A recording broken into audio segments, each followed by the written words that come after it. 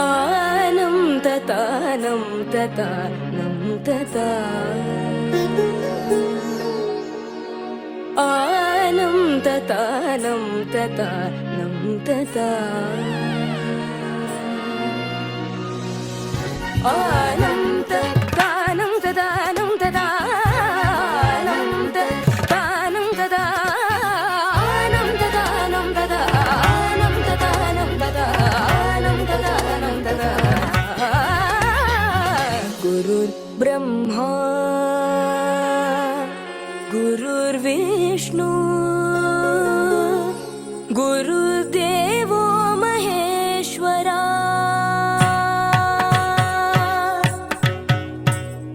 गुरुर्ब्रह्मा गुरुर्विष्णु गुरुर्देवो महेश्वरा गुरुः साक्षात् परब्रह्म तस्मै श्री गुरवे नमः पगारि सनि पाठ सरि गरि ग पनि सदा नि मा पग मरा तगारि निरि निद निद मगरि मद निरि पगारि सा निद नि सा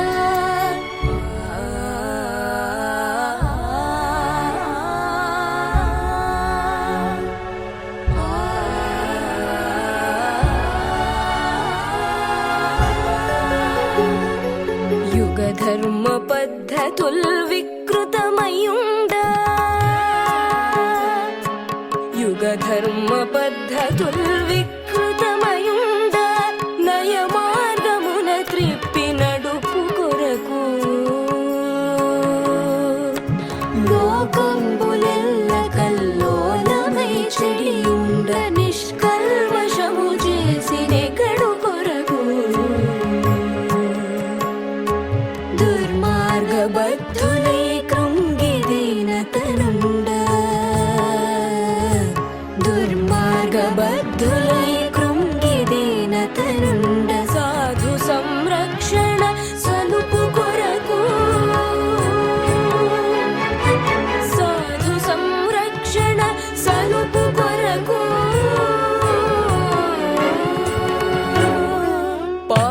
పామదామనీద సానిరీరి సదాదని పామపమ పామదామనీద సానిరీరి సదాదని పాగప కాల సందిగ్ధ విగ్రహ దీతులయుండు భాషార్థ గోప్యముల్ పలుకు కొరకు క్షమాభారము పాపి భూదేవి మనుపు కొరకు త్రేతనొసగిన కోర్కెలు తీర్చు కొరకు అవతరించెను అచ్యుతుడవని అందు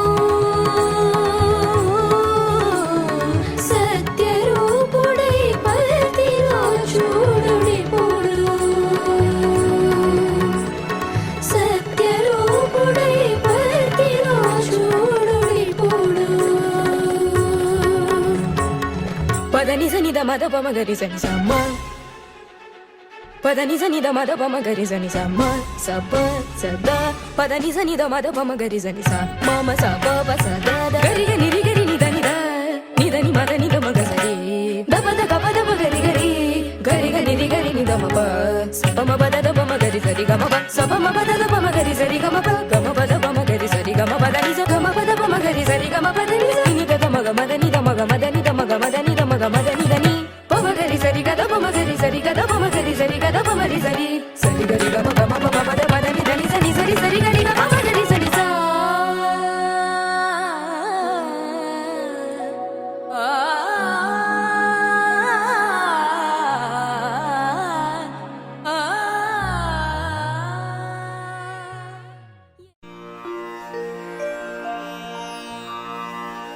जन्मदिन के शुभ अवसर पर देने बधाई आए हैं बधाई बधाई बधाई बधाई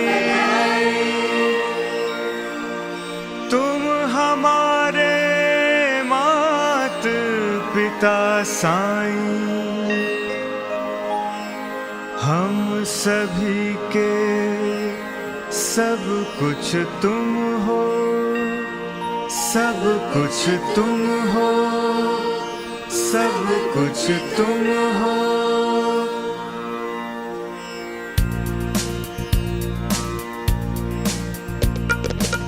आन बसो तुम मन में हमारे, करुणा मूर्ति साईं हमारे। आन बसो तुम मन में हमारे, करुणा मूर्ति साईं हमारे।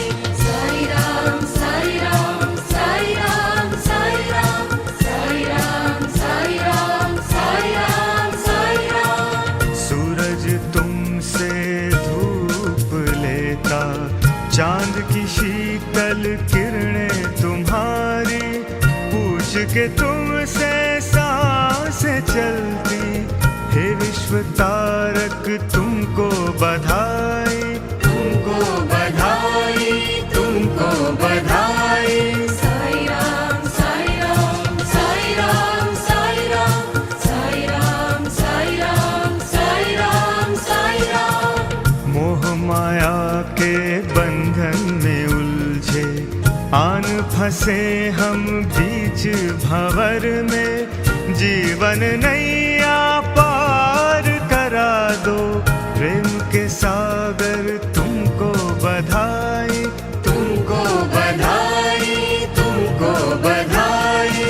साईं राम साईं राम साईं राम साईं राम साईं राम साईं राम साईं राम साईं राम। जीवन का आधार तुम हो, जीवन का अर्थ तुम ही हो, जीवन का सारांश तुम हो। प्रेम स्वरूपा तुमको बधाई, तुमको बधाई, तुमको बधाई। साईं राम साईं राम साईं राम साईं राम साईं राम साईं राम साईं राम साईं राम। मांगे हम बस एक ये वरदान, पाए सदा हम प्यार तुम्हारा। तन मन धन सब चरण तुम्हारे, भक्त वत्सला तुमको बधाई, तुमको बधाई, तुमको बधाई। Sai Ram Sai Ram Sai Ram Sai Ram Sai Ram Sai Ram Sai Ram Sai Ram.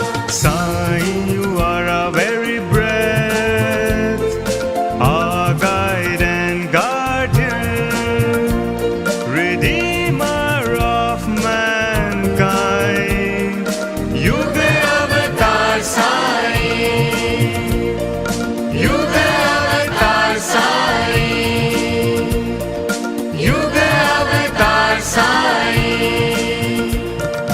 We promise to imbibe the 5 values of life, marching to your symphony. Nada Swarupa Sai, Nada Swarupa Sai, Nada Swarupa Sai. You are the basis of our lives, you are the reason for our living. The very essence of our lives are you.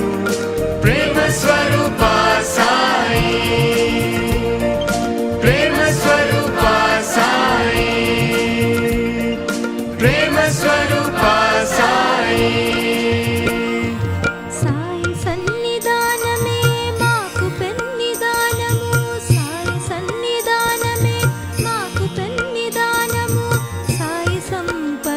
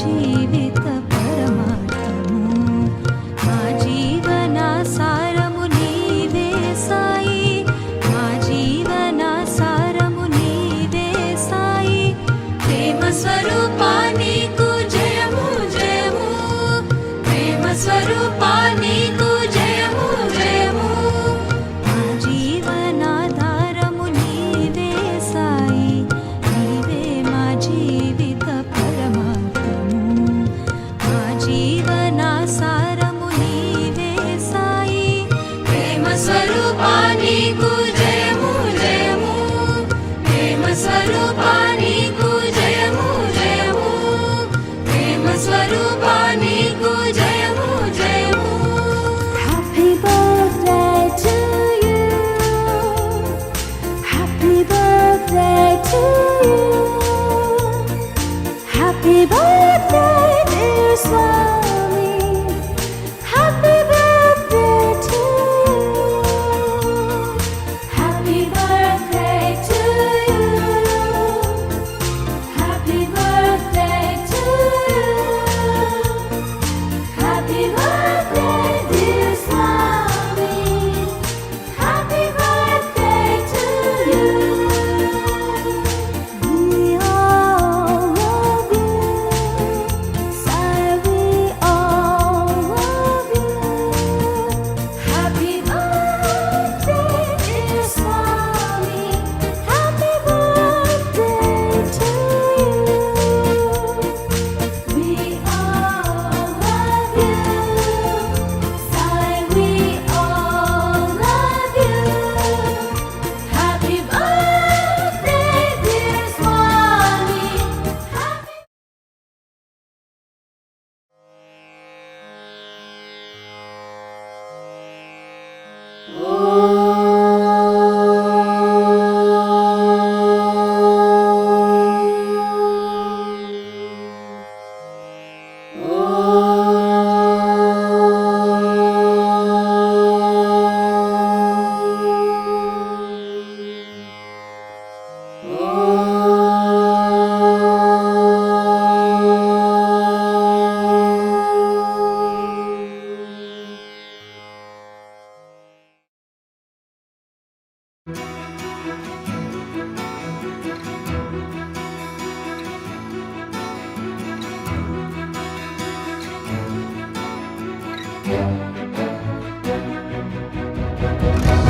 साईश्वराय विद्महे सत्यदेवाय धीमहि तन्नः सर्वः प्रचोदयात्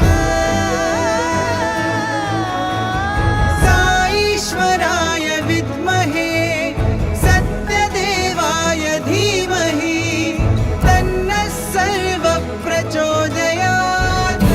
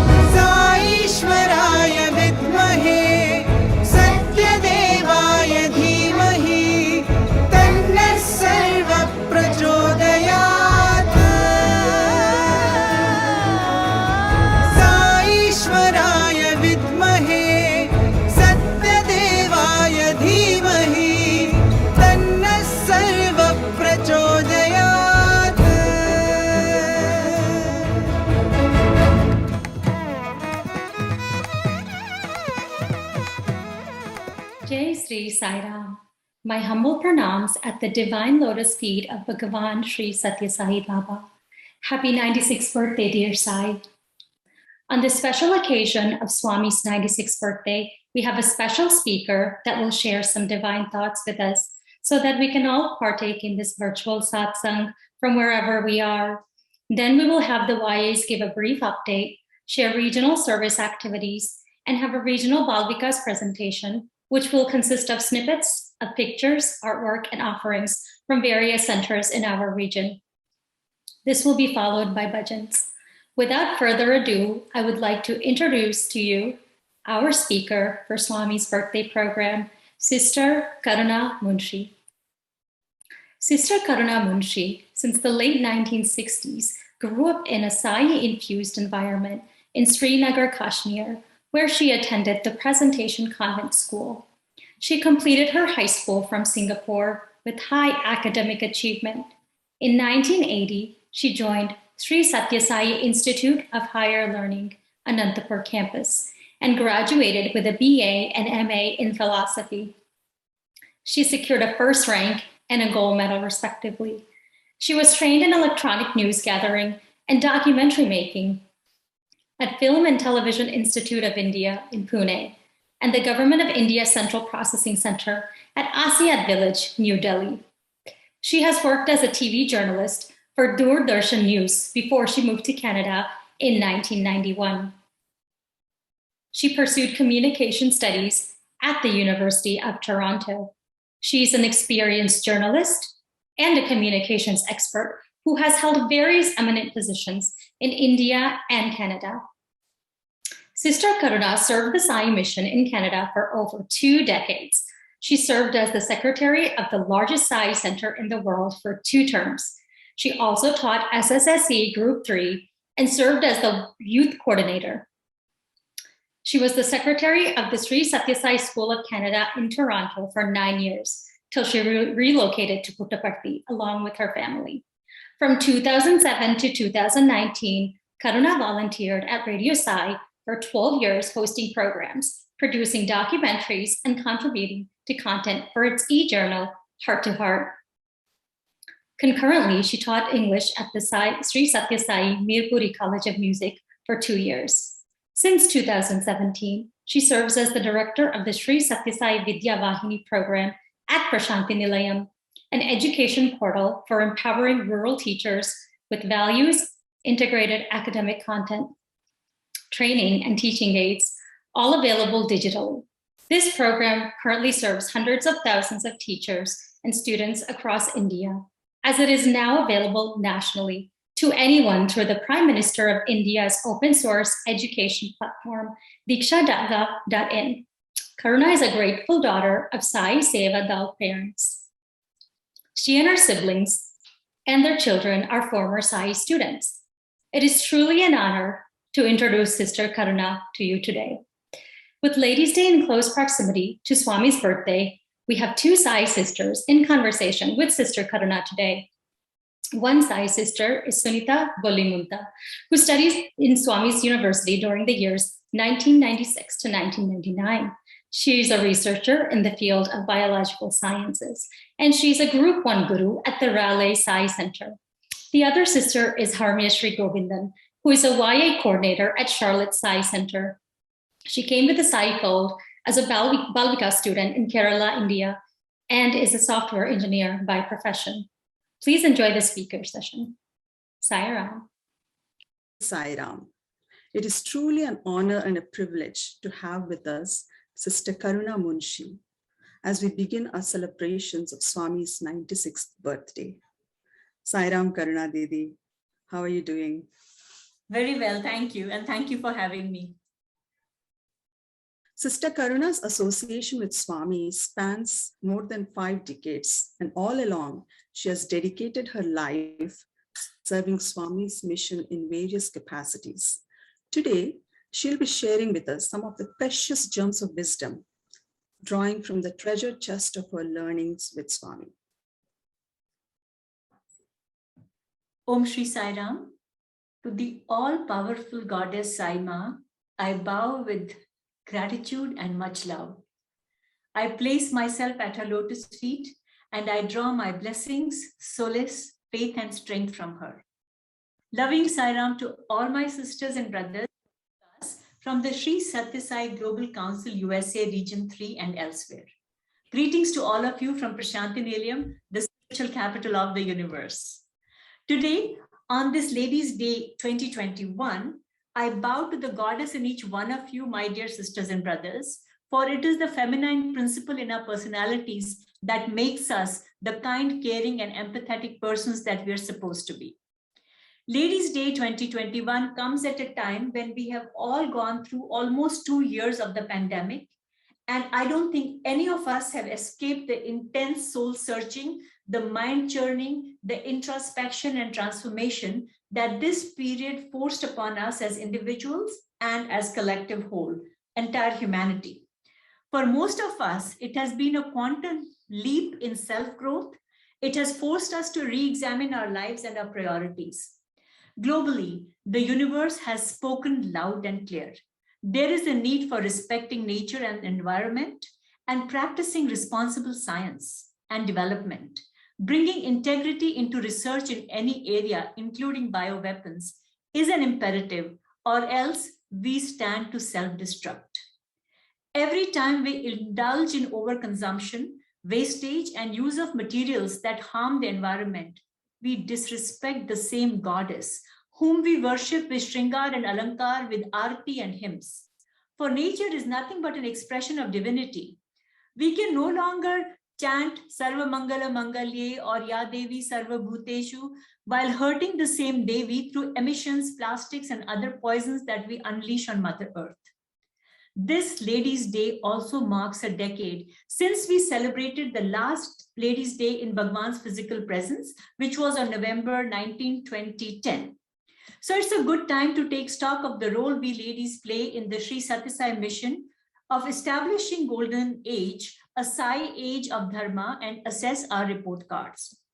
For starters, let me congratulate Region 3 of the Sri Sathya Sai Global Council for being an equal opportunity provider. It's great to see the young and dynamic Dr. Vinny Raman leading as the president. So nice going there, Region 3. If history were to clinically examine the role of women in the Sri Sathya Sai mission, right since the holy and historic day of the Divine Advent on 23rd November 1926, it's the women who have provided all the foundational support and yet shied away from taking any credit. That's just so typical of us, isn't it? Whether it was the chosen mother, Srimati Ishwaramba, or the many foster mothers, so many who nurtured the avatars, the avatar Bhagwan Sri Sathya Sai Baba, Srimati Subhamma, Rajmata, Mrs. Ratan Lal, and others. The thousands of Balvikas Gurus, the thousands of SSC teachers who lead the education wing, and the thousands and hundreds of thousands of seva dals, women seva dals. We have all worked in the background doing all the hard work. My own mother was one of them. When it comes to the success of the Sai schools, the Sai University, it's the selfless wardens, the principals, the teachers, the ammas who rose to the task assigned to them by Swami, and they ensured that the network of Sri Sathya Sai educational institutions shine and stand out for the unique vision. The globally recognized excellence of the Sri Sathya Sai healthcare mission has a fair representation of women doctors, nurses, dietitians, administrators. Today, in the digital education program that I'm a part of, namely the Sri Sathya Sai Vidyavahini, I'm honored to work alongside some incredibly talented, highly educated, and devoted women. Many of them come from such privilege, yet they work as part of a large team with humility and camaraderie. This is how Sri Sathya Sai Vidyavahini produces such stellar work while being fired entirely by the power of volunteerism, with a healthy mix of sisters and brothers from the Sai family. Now, around the world, women continue to contribute in all areas of life and the global economy. And according to Bhagwan, we are supposed to be the superior gender because apart from all the secular knowledge and intelligence common to all humanity, we women are repositories of sensitive intelligence, of empathy, intuition, ability to sacrifice, focus, fierce focus, and we make excellent managers, multitaskers, who enjoy the uncanny ability to intuit, to see the big picture with clarity, to see through people without piercing inner vision, to pick vibes with greater ease. We are walking, talking spiritual powerhouses who can excel at our professions, run our homes, whip up a nutritious meal while answering an important email, or catch an oversight on an Excel sheet with our sharp vision while planning our next SSE event. We can do it all, well, almost, except that we don't appear to be leading from the front often enough and with enough confidence. At least not as much as we are perhaps capable of. Why? Have you ever wondered? According to Bhagwan, our place in the world has to stem from our power within. So, two important questions. Do we believe in it? Do we believe in the power within us? And are we harnessing it right? As Sai women, it's our spiritual growth, the process from within, that must fuel our external ambitions to serve our Lord, our families, our professions, our communities, our country. A good education is a must, and it will nurture our minds and make us smart and capable in our jobs. But is that enough to experience fulfillment, purpose, deep happiness in life? We can be the top person in an organization, but without that sense of inner satisfaction, without earning the love and respect of our peers and our superiors, and the hardest group of them all, our families, we can still be emotionally deficient, not quite balanced. Sai women around the globe have excelled in every conceivable field, yet there definitely are areas which call for attention if we wish to actualize and realize our fullest potential and live up to the powers that Bhagwan has been giving us. In fact, he worked all his life to liberate us from the conditioning that was imposed upon us by society. He started by making sure that education for women was the top priority. That's why the first college he ever set up was the Anantapur College exclusively for women. Later, a 4-campus university, the Sri Sathya Sai Institute of Higher Learning, was born. But the precursor was a women's college. And he also had very clearly defined roles for women leaders in his university campus and in all his schools, because only women could handle residential schools for small children. And Swami handpicked each of these ladies and their life circumstances, obviously, and he groomed and guided them with care. Swami also broke the barriers of the patriarchal, Brahminical monopoly on the scriptures and all the related taboos. He encouraged women to chant the Omkar. He gave us full freedom to chant the Vedam and participate in all pujas, including Varalakshmi Vratam, which Swami threw open to all women, not only the ones who are married with their spouses alive. He removed all taboos of being single women or widowed women. The most progressive feminist, according to me, therefore, of our times is none other than the Avatar himself. Now, the liberation or the emancipation that Swami brought about is not like the Western thought process, where it's about women's right to choose in matters involving physical and mental levels of human experience. My right to choose on what decisions I can make and how I can go about my life only on the physical plane. That is where the Western feminism kind of comes to a stall or slows down. Confer the highest possible sense of freedom upon us by telling us we are neither the body, so we get so obsessed with it, nor the mind, but the resplendent Atma or the soul within. And that true self of ours is God. Hence, we are infinite and eternal in our truest version. The body can change. It's like changing clothes over many lifetimes. The mind needs to be tamed, but the self, it's perfect, it's eternal. So against this background, where's the starting point to reconfigure our lives, our priorities, and attention on this very special Ladies' Day? Number one, it's always good to remind ourselves, I would say, who we really are. According to Swami, according to Bhagwan, we are all God, vials of divinity encased or presented body-mind combos. If so, we should behave like God, feel like God, think like God. Now that would involve very high levels of bliss, unconditional, non-judgmental love. We should be oozing with it. But we don't exactly exude our godliness all the time. In light of this disconnect between who we are supposed to be and how we come across, we can always step back, and instead of questioning ourselves as to who am I, one can ease oneself into the inquiry by asking a slightly less esoteric question, namely, whose am I? For the benefit of spiritual dummies like myself, this approach is my own twist to the razor-sharp spiritual path that Sri Ramana Maharishi popularized when he kept telling people to question who am I. For starters, ladies, we have to remind ourselves, we are the darling daughters, the precious princesses of our most loving, caring, kind, forgiving and protective parent, Bhagwan Sri Sathya Sai Baba. The time to believe in ourselves as his daughters is now.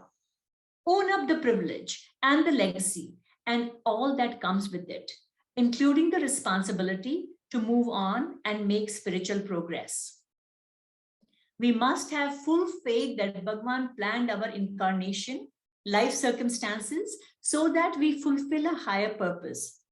Each one of us is endowed with the capabilities to make a difference in the world, and each of us has a unique life path. We must stop comparing our lives with that of others, period. And while material success is very important, it's not the only thing and is incomplete without inner success. There are a lot of foes to vanquish on the inside before we shine as his daughters. Inner victory will lead to outer conquests with greater ease. Vanquish the compulsion for credit. Let go of the need for constant recognition and the crown. Instead, see Swami's grace shining through the output of our peers, our colleagues, and our friends. In their achievements and in their accomplishments, we can celebrate and rejoice. And I can tell you that it is quite a liberating experience if you try it out. Now, following the spiritual discipline that Bhagwan has laid out in the 9-point code of conduct, I believe we can live a fantastic life. It's a beautiful way to streamline our lifestyles. Come to think of it, the blueprint of the 9-point code of conduct automatically promotes clean consumption, a responsible output with regular recharging. It almost sounds like a Tesla car. You know, I think Elon's vision for Tesla is the business model version of the 9-point code of conduct. Let me explain. Through these 9 loving advisories, Swami calls for a daily me time in the form of meditation. What a way to recharge. This is something we ladies often sacrifice because we are so pressed for time. But we owe it to ourselves to recharge and restore our inner balance by connecting to our God selves through everyday dhyanam. Just pause and have a quiet Swami in your heart. Draw the plasma of his light and love from the presence that you experience right here. The 9-point code of conduct also calls for active participation in seva activities, the education wing, and the service to society. Nothing nourishes the spirit more than giving back. Service elicits gratitude and appreciation from within. Service provides the refreshing break from the daily grind of the kitchen, the washer, the dryer, the dishwasher, and the vacuum cleaner. Living the North American dream, especially as a working woman, is not easy, and maintaining their suburban lifestyle, been there, done that, and I don't envy you ladies even a tiny bit. So much to juggle all the time. Now, 9-point code of conduct talks about sealing on desires. What are the 4 areas? Food, money, and energy. It calls for constant vigilance and audit of our consumption patterns, our output, our sense of well-being. And those Costco memberships and all those sale flyers that come with the paper twice a week and the factory outlet discounts, it's so easy to derail in our Sealing on Desire's resolve. I can actually feel your pain, sisters. Now, the toughest commandment to follow for us ladies from Swami is MYOB. Mind your own business. Swami tells us, don't talk ill of others. He has pointed out that we ladies tend to talk excessively. We are given to gossip about others, embellish the truth for special effects and drama. If only we can always examine our verbal output against the three filters of what I'm going to speak. Is it true? Is it necessary? And will it actually improve upon the silence? I think if we did that, we would be doing a lot of good to the world. So on this Ladies' Day of 2021, where shall we begin? First of all, we have this dependence, this tendency to seek validation.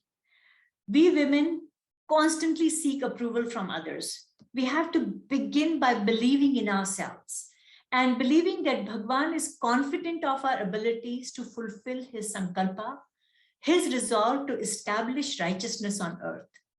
This self-belief can be strengthened by one particular practice, and that is Namasmarana, or the constant recitation of Swami's of the divine name. And Bhagwan has given us full freedom to pick a sacred incantation of our choice, a divine name or a mantra that appeals to us. Allah, Hail Mary, Vaheguru, Sai Ram, Namah Shivaya. Go for it. Pick what speaks to you and make it your own. With practice, it becomes part of our breathing. And in moments of difficulty, this is the most potent weapon and the shield that can save the day. I'm sure you all have so many instances of your spontaneous shout out of Sai Ram recurring in your many difficult moments in life. And that's how, you know, that car that is spinning out of control on the highway, or you're about to have a fall, somebody's around, there is an invisible pair of arms that is holding us, because we call out the name that we have developed the practice of remembering. Constant chanting of the divine name will bring about a sense of self-confidence, which can reduce the need for external validation and also bring our focus towards internal verification of our own life and life choices. Next, we must stop underestimating our strength and start to seek a balance.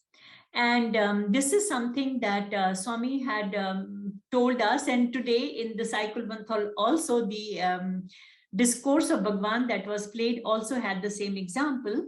When I was a student of Anandpur College, in one of the many interviews that Swami gave us in the big prayer hall in the mandir, because we were a larger group of students who could not fit in the interview room, Swami spoke about this very ferocious army general who headed all the forces, and everybody was so scared of him, and he exuded so much of pride and confidence and power. But the same general, when he came home and upset, he would get very nervous. Similarly, and when Swami was imitating this general and giving us a nice dramatic expression of how when he came home and his wife was upset and she would look away and say, he would say, my dear, how are you? How was your day? And she was, what do you care? How it made the general very nervous. So we burst out laughing very loudly. And then Swami told us not to laugh like Pishachinis so loudly. And that's when Swami gave us the example of Draupadi and that very unfortunate peals of laughter that she had burst into at the ignorance of one of the Kauravas who had come to see their beautiful palace. And because she laughed at him and made a snide comment, that is when the already bitter relationship between the Kauravas and the Pandavas from the Mahabharata actually aggravated and led to the horrible battle, the mother of all battles called Mahabharata. So Swami advised us to aim and strike for balance, and we should all work towards it. And there is one little insecurity. The next point I want to draw your attention to is a sense of insecurity that we women sometimes have to process, and that is the fear of being outshined. Time has come for us ladies to feel secure enough to recognize and celebrate the success of our sisters and lose the fear of being outshined by another. When we recognize the light in others as being Swami's divine light, which is the same glow that lights us from within, that is when we will start to connect as sisters at a deeper level and expand our own light. So instead of blaming patriarchy and misogyny for our woes, if we introspect with clinical precision, we will find that we women don't necessarily support and root for each other. Instead, sometimes we pull each other down. Why are we so insecure and why must we be so ruthless? Especially when we are Sai women. We're supposed to be the love all, serve all race of human beings. Time has come to shine with our individual and collective effulgence and recognize the good in each other, in every sister. The light of Sai, it has to be allowed to shine collectively so that we become this beautiful torch of Sai radiance and we can dispel, together we can dispel the forces of darkness.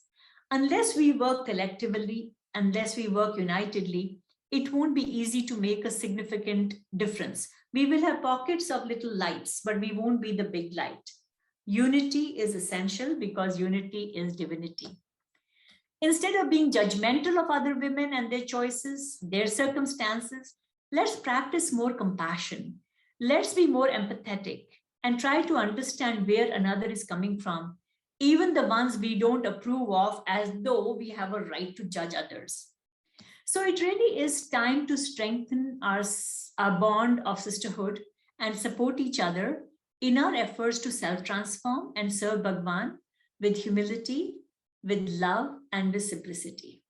Why bring the baggage of our judgments, our biases, our preconceived notions of what is right, what is wrong into play all the time? Personally, for me, I have played on an all-boys team for 13 years when I served as a volunteer at what was earlier known as Radio Sai Global Harmony and is now known as the Sri Sathya Sai Media Center. And I felt totally at ease and relaxed. And I wouldn't have changed a thing about that situation. So you get what I mean to say. So at Sri Sathya Sai Vidyavahini, I am surrounded by wonderful women. They're all brilliant, qualified, dedicated, and whose contributions I very generously and honestly acknowledge and celebrate with pride because I see them as my sisters. So it works for us, knock on wood. You know, all it takes is one difficult, low self-esteemed, unloved and unhappy person, man or woman, to start a gossip or create politics and mess up everybody's peace of mind on a team. So we keep praying to Swami to filter out such persons from our team.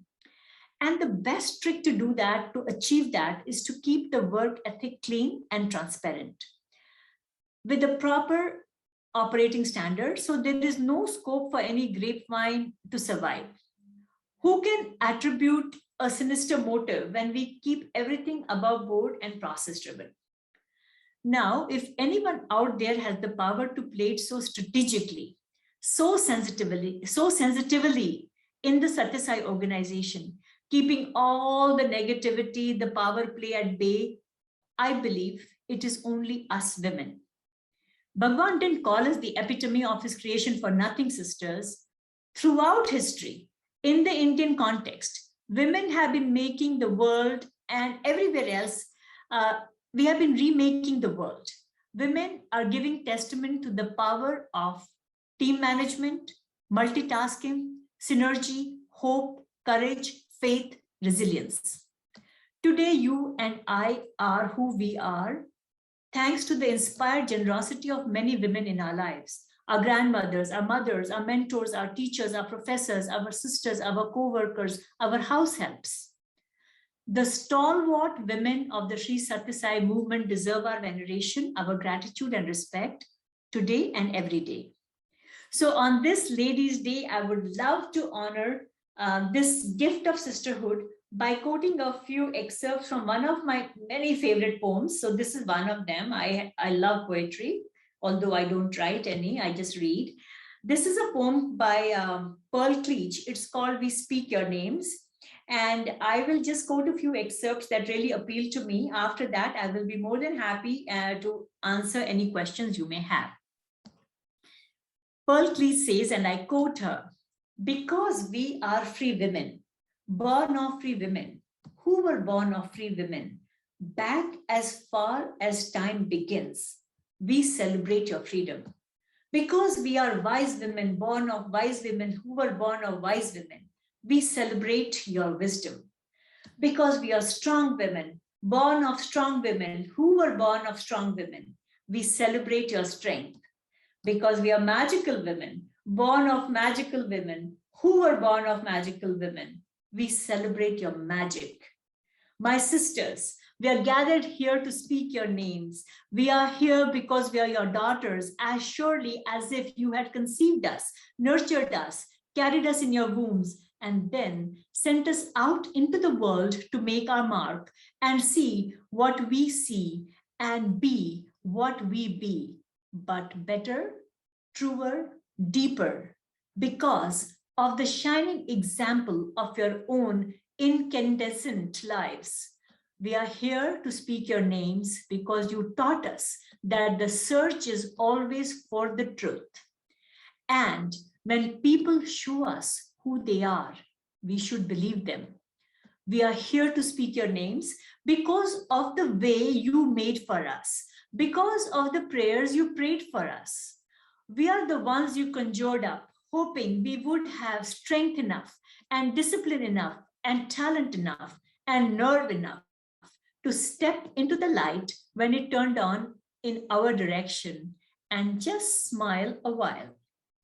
We are the ones you hoped would make you proud because all of our hard work makes all of yours part of something better, truer, deeper.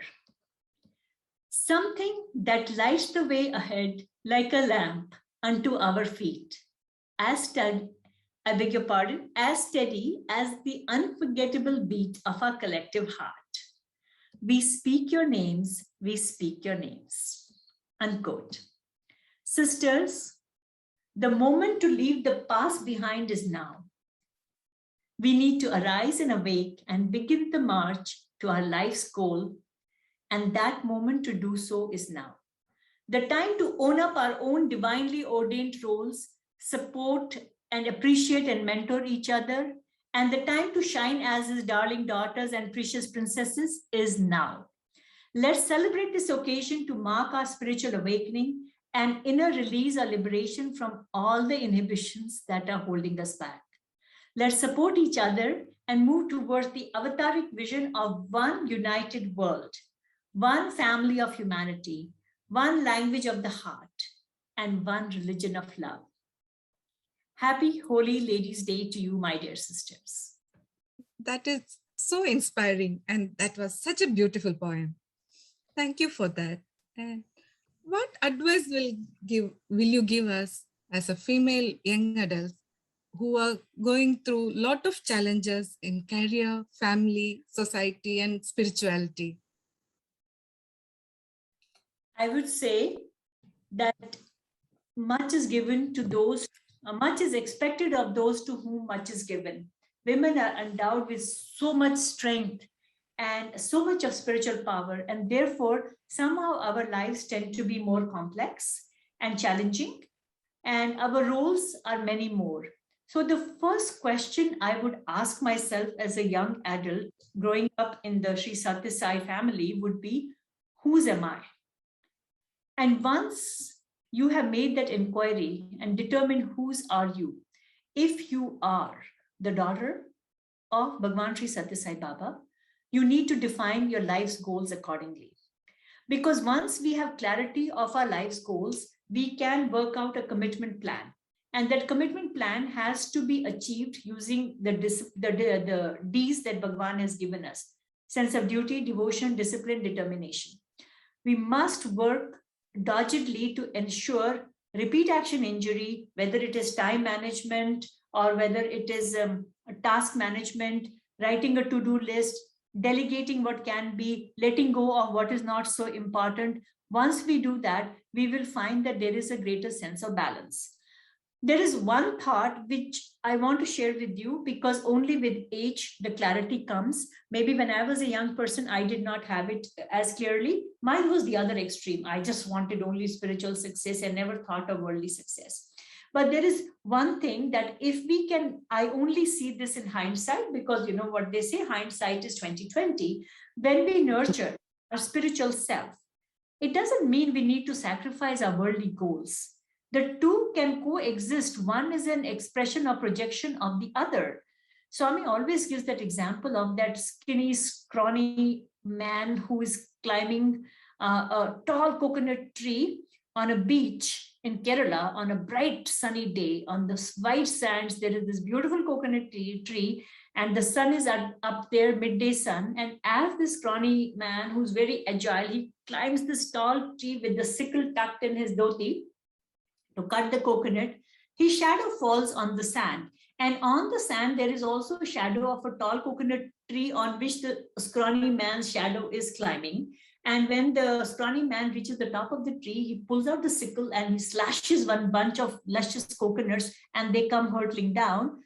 On the shadow drama also, there is this simultaneous parallel action happening in shadow form, like an art form. There also a bunch of coconuts fall. So when the inner is secure and well nourished, the worldly life is nothing but a shadow projection of the real inner spiritual self. So that will also, when the real man climbs the real coconut tree and pulls the real coconuts, the shadow man will also climb the shadow tree and pull out the shadow coconuts. So what is the world around us? As the Matrix movie tells us, it is all a projection of your mind. Advaita says it's Maya, and Keanu Reeves calls it Neo, is it? Neo calls it by a different name, just a projection. So everything around is a projection. If your projector and the camera inside is clean, clear, and well-tuned, the world is beautiful, tasks are manageable, you will have clarity, you will know what drama of the world to include in your life and what to let go. So many things are superfluous and they only cause tension, and you will have the strength to say no to what is unnecessary and doesn't edify your life or add to achieving your goals, because coming back, you have to constantly remind yourself of your sense of identity. Whose are you? Who are you? So if you can go back to identifying and fixing your profile in your own head of who you are and whose you are, what your goals are, then the rest, you work out a plan that actually is aligned to achieving your goals. That would be my answer. I hope it makes sense. So beautifully said. I found your talk soul stirring, energizing, and immensely inspiring. I wonder where from this deep conviction and faith in Swami comes from. It will be greatly helpful for us if you could share one or two moments in your life when you knew without doubt that Swami is the be-all and end-all of your life. I would say that since I was very little, I actually led a very comfortable and fairly privileged middle-class life, very functional family. But throughout my childhood, I had a great knowing sense of unbelonging to my immediate circle. And I always experienced a sense of incompleteness, very awkward for a child to express or articulate, but I felt it. And I had a great comfortable life. I had a swing in my house as a child. I loved to swing. I had a badminton court. I even had a dog. You know how nice it is to have a pet at home. And I had the privilege to ski in Gulmarg, Kashmir throughout the winter. I could ski very well. I played a lot of sports and I did very well academically. But I wanted something more and it didn't cut it for me. And that sense of completeness and deep bliss came to me in snatches every time I visited an ancient temple or a shrine in Kashmir, or when I was in the company of saints and sages. And there were two who really influenced us as children. One was a Muslim mystic. His name was Sonebab. And Sonabab I have visited his house in his village with my family, and he has visited and stayed in our house in Srinagar, Kashmir, in Rajbagh. And he was a very Sarvadharma, open-minded sage, holy man of Islamic faith. And we sang our usual Hindu bhajans in his presence, and he was in a trance and he blessed our family. So when I was around him, I felt so beautiful, exhilarated, supremely happy. And then there was another holy man, a very quiet person called Tatyabab. And Tatyabab used to visit our home frequently when I was little. And when I was about 8 years old, he blessed me immensely on one occasion. But the most defining moment, and I think all these experiences and love for Swami all culminated in one very definable moment in my life. When I was an impressionable teenager in 1979, and my mother and I were standing, and my whole family was there, but mom and I were standing outside the auditorium of the Brindavan campus in Whitefield, Bangalore. The summer course was going on, and we were not delegates, we were not participants, we were just visiting. So the Seva Dal was just throwing us, don't stand here, don't stand there, and all that. And I had a letter for Swami, and we were dying to see him up close because I had not had a good close darshan till then. Like wherever I sat under, in Vrindavan, that time there was the Sai Ram shed and the big tree. Somehow Swami was skipping wherever I was seated. So I was very, very distraught. And my mom and I were standing, and all of a sudden Swami came out of the car to enter, and he saw us there and he walked towards us.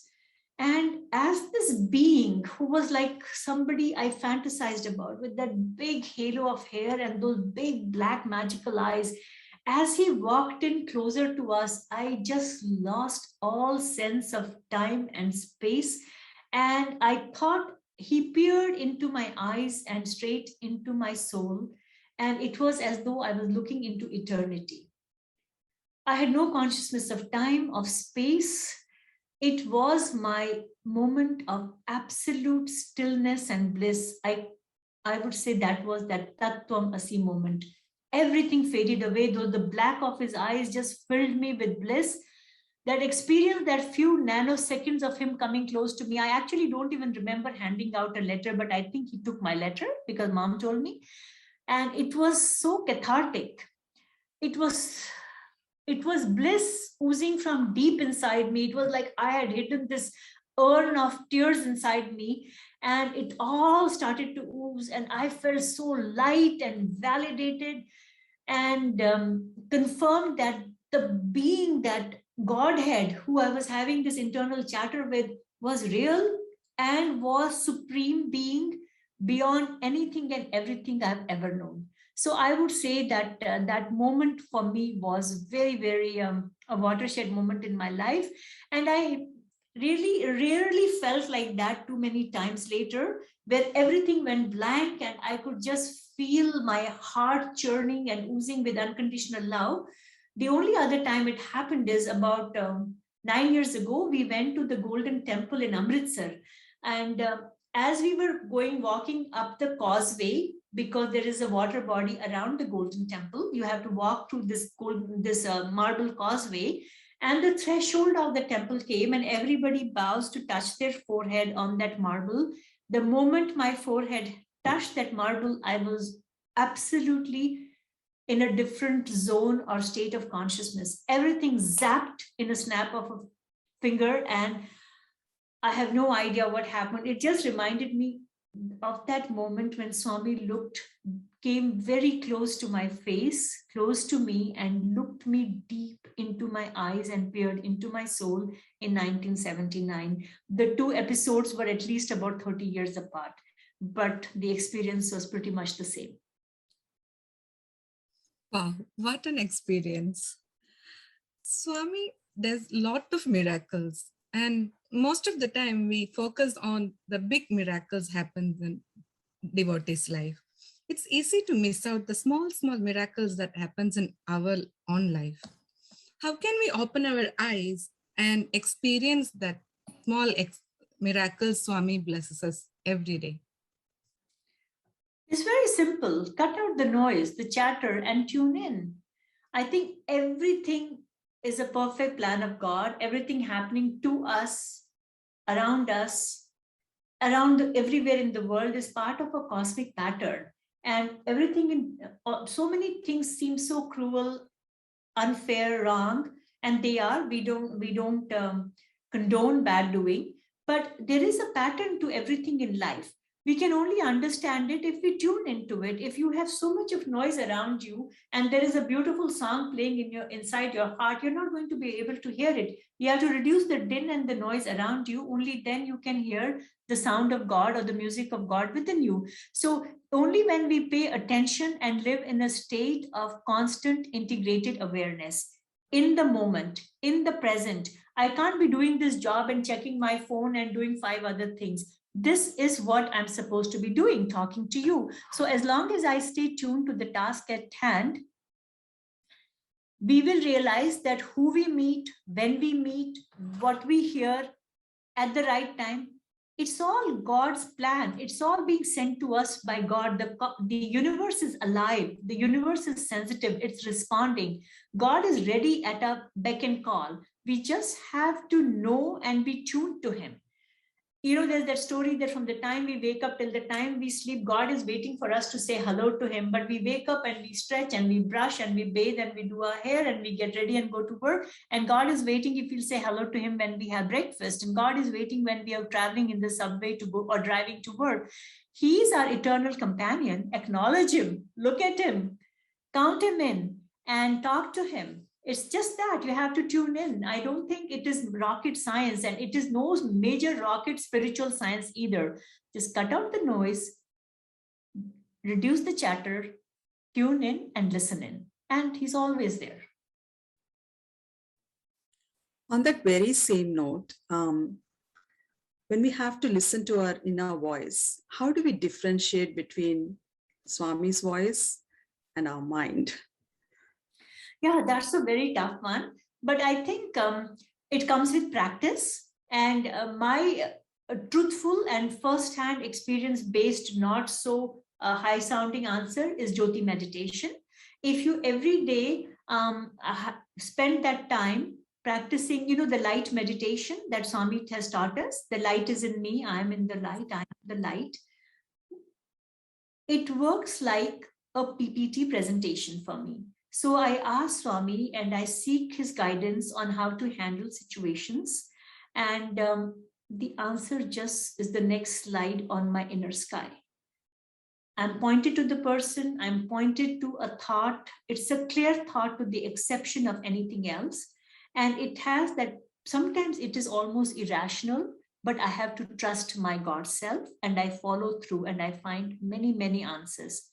And one thing that I want to share with you in response to this question and the earlier one is, you know, I work for this program called the Sathya Sai Vidyavahini. It's entirely volunteer driven, and every now and then, as the program grows, I am always looking for qualified human resources who will work as volunteers and do a better job than a full-time professional because, you know, of the nature of the work. It is done in Swami's name.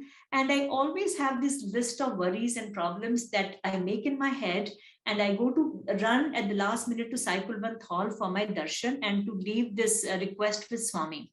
Now, there's something, I don't know whether it's your experience, but my experience is the moment you step into that Sai Kulwant Hall, it's a mystical, magical place and everything evaporates from my head.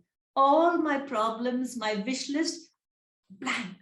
And by the time I inch forward and reach the Mahasamadhi, I completely forget what it was that brought me there. All I say is, Swami, I love you. I thank you for making me your daughter. And I forgot what I had to ask you. Your God, figure it out. Jai Sai Ram. And I walk away. Then I come out and my car is parked behind the Yajur Mandir, by the wall of the Yajur Mandir. That's where I kind of get my wits back and I say, oh God, I had to ask Swami. I need a person with these skills. I need someone to help with that.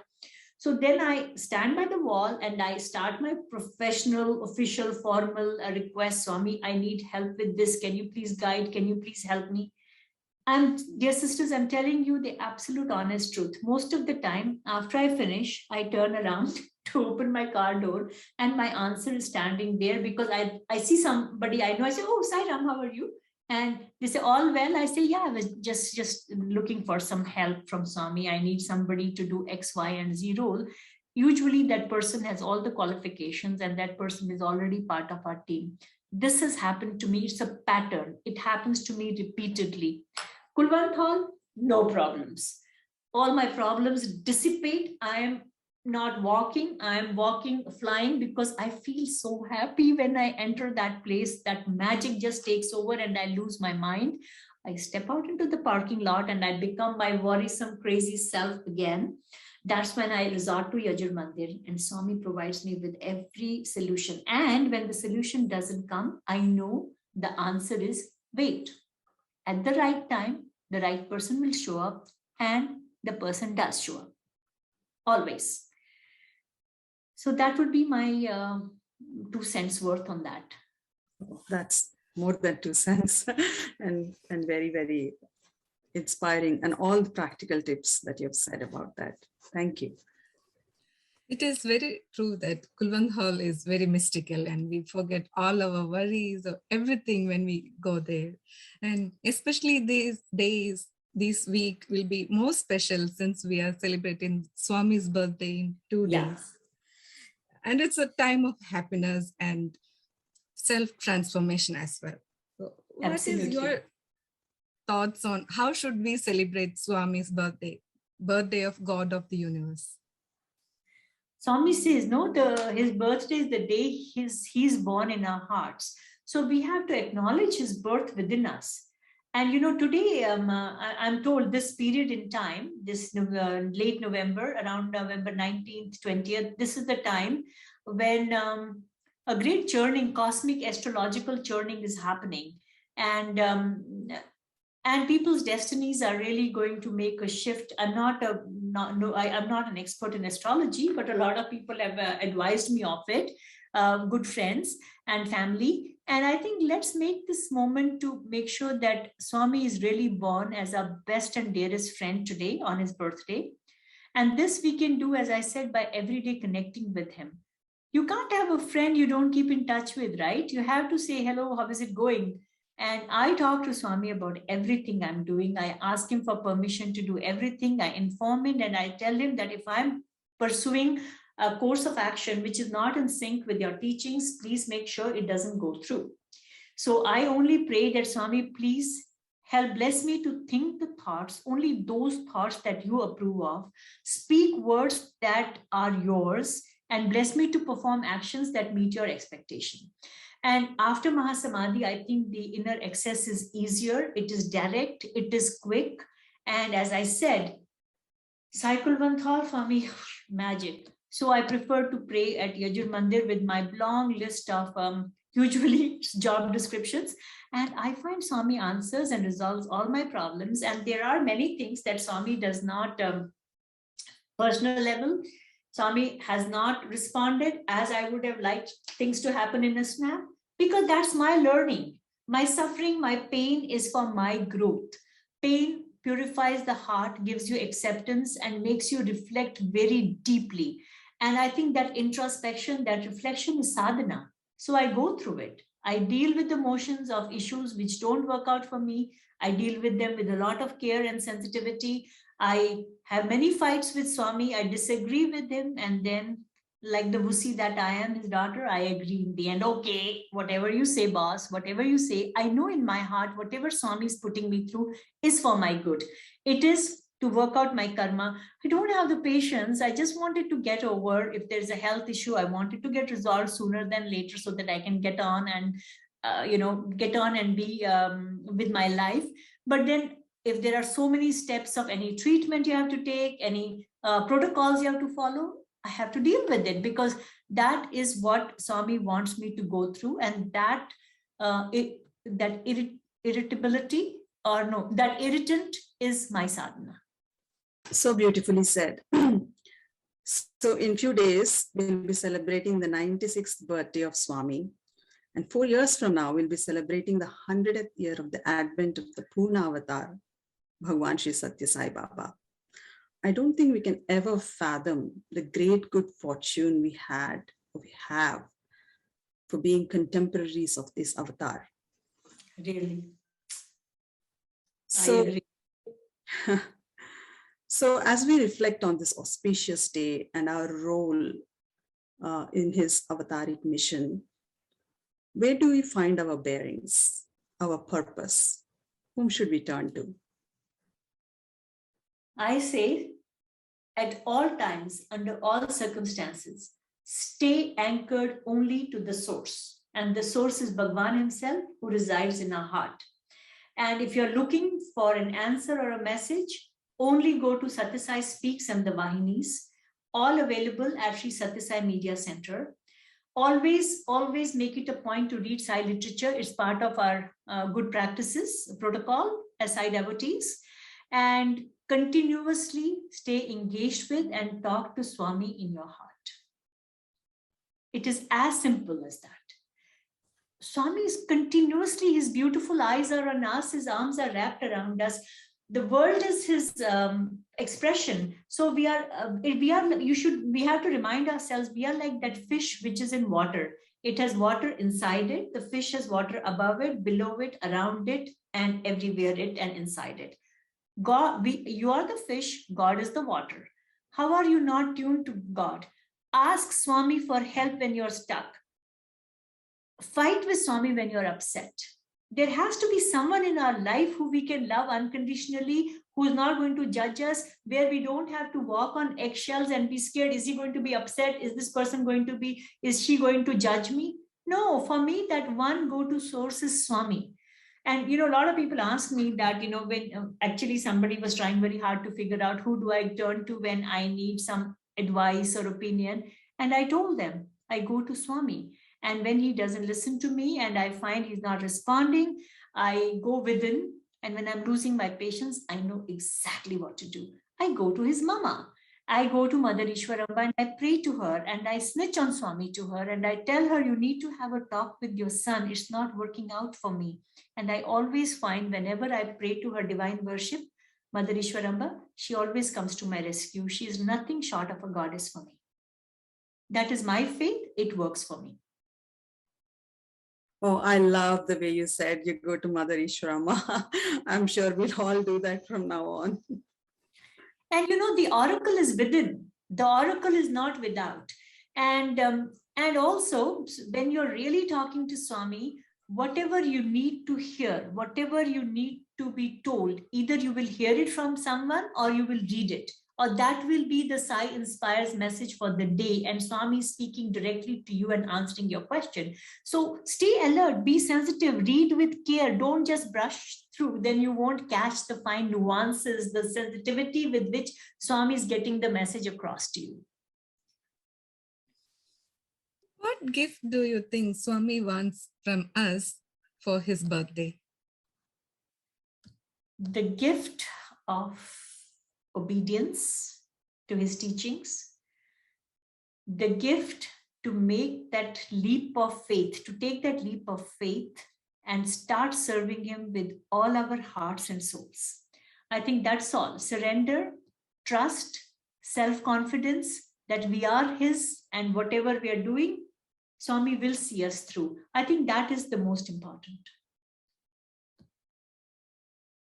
And finally, this conversation and this talk will not be complete without asking you about Sri Sathya Sai Vidyavahini project. You're currently the director, you're serving as the director on this project. And Swami has started this and blessed this mammoth undertaking in the year 2010 during his 85th birthday celebrations.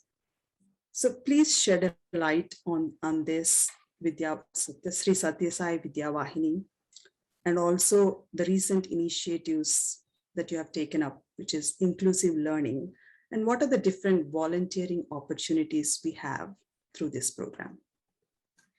I'm very glad you asked this question. This is my favorite topic right now, something that I'm totally involved with.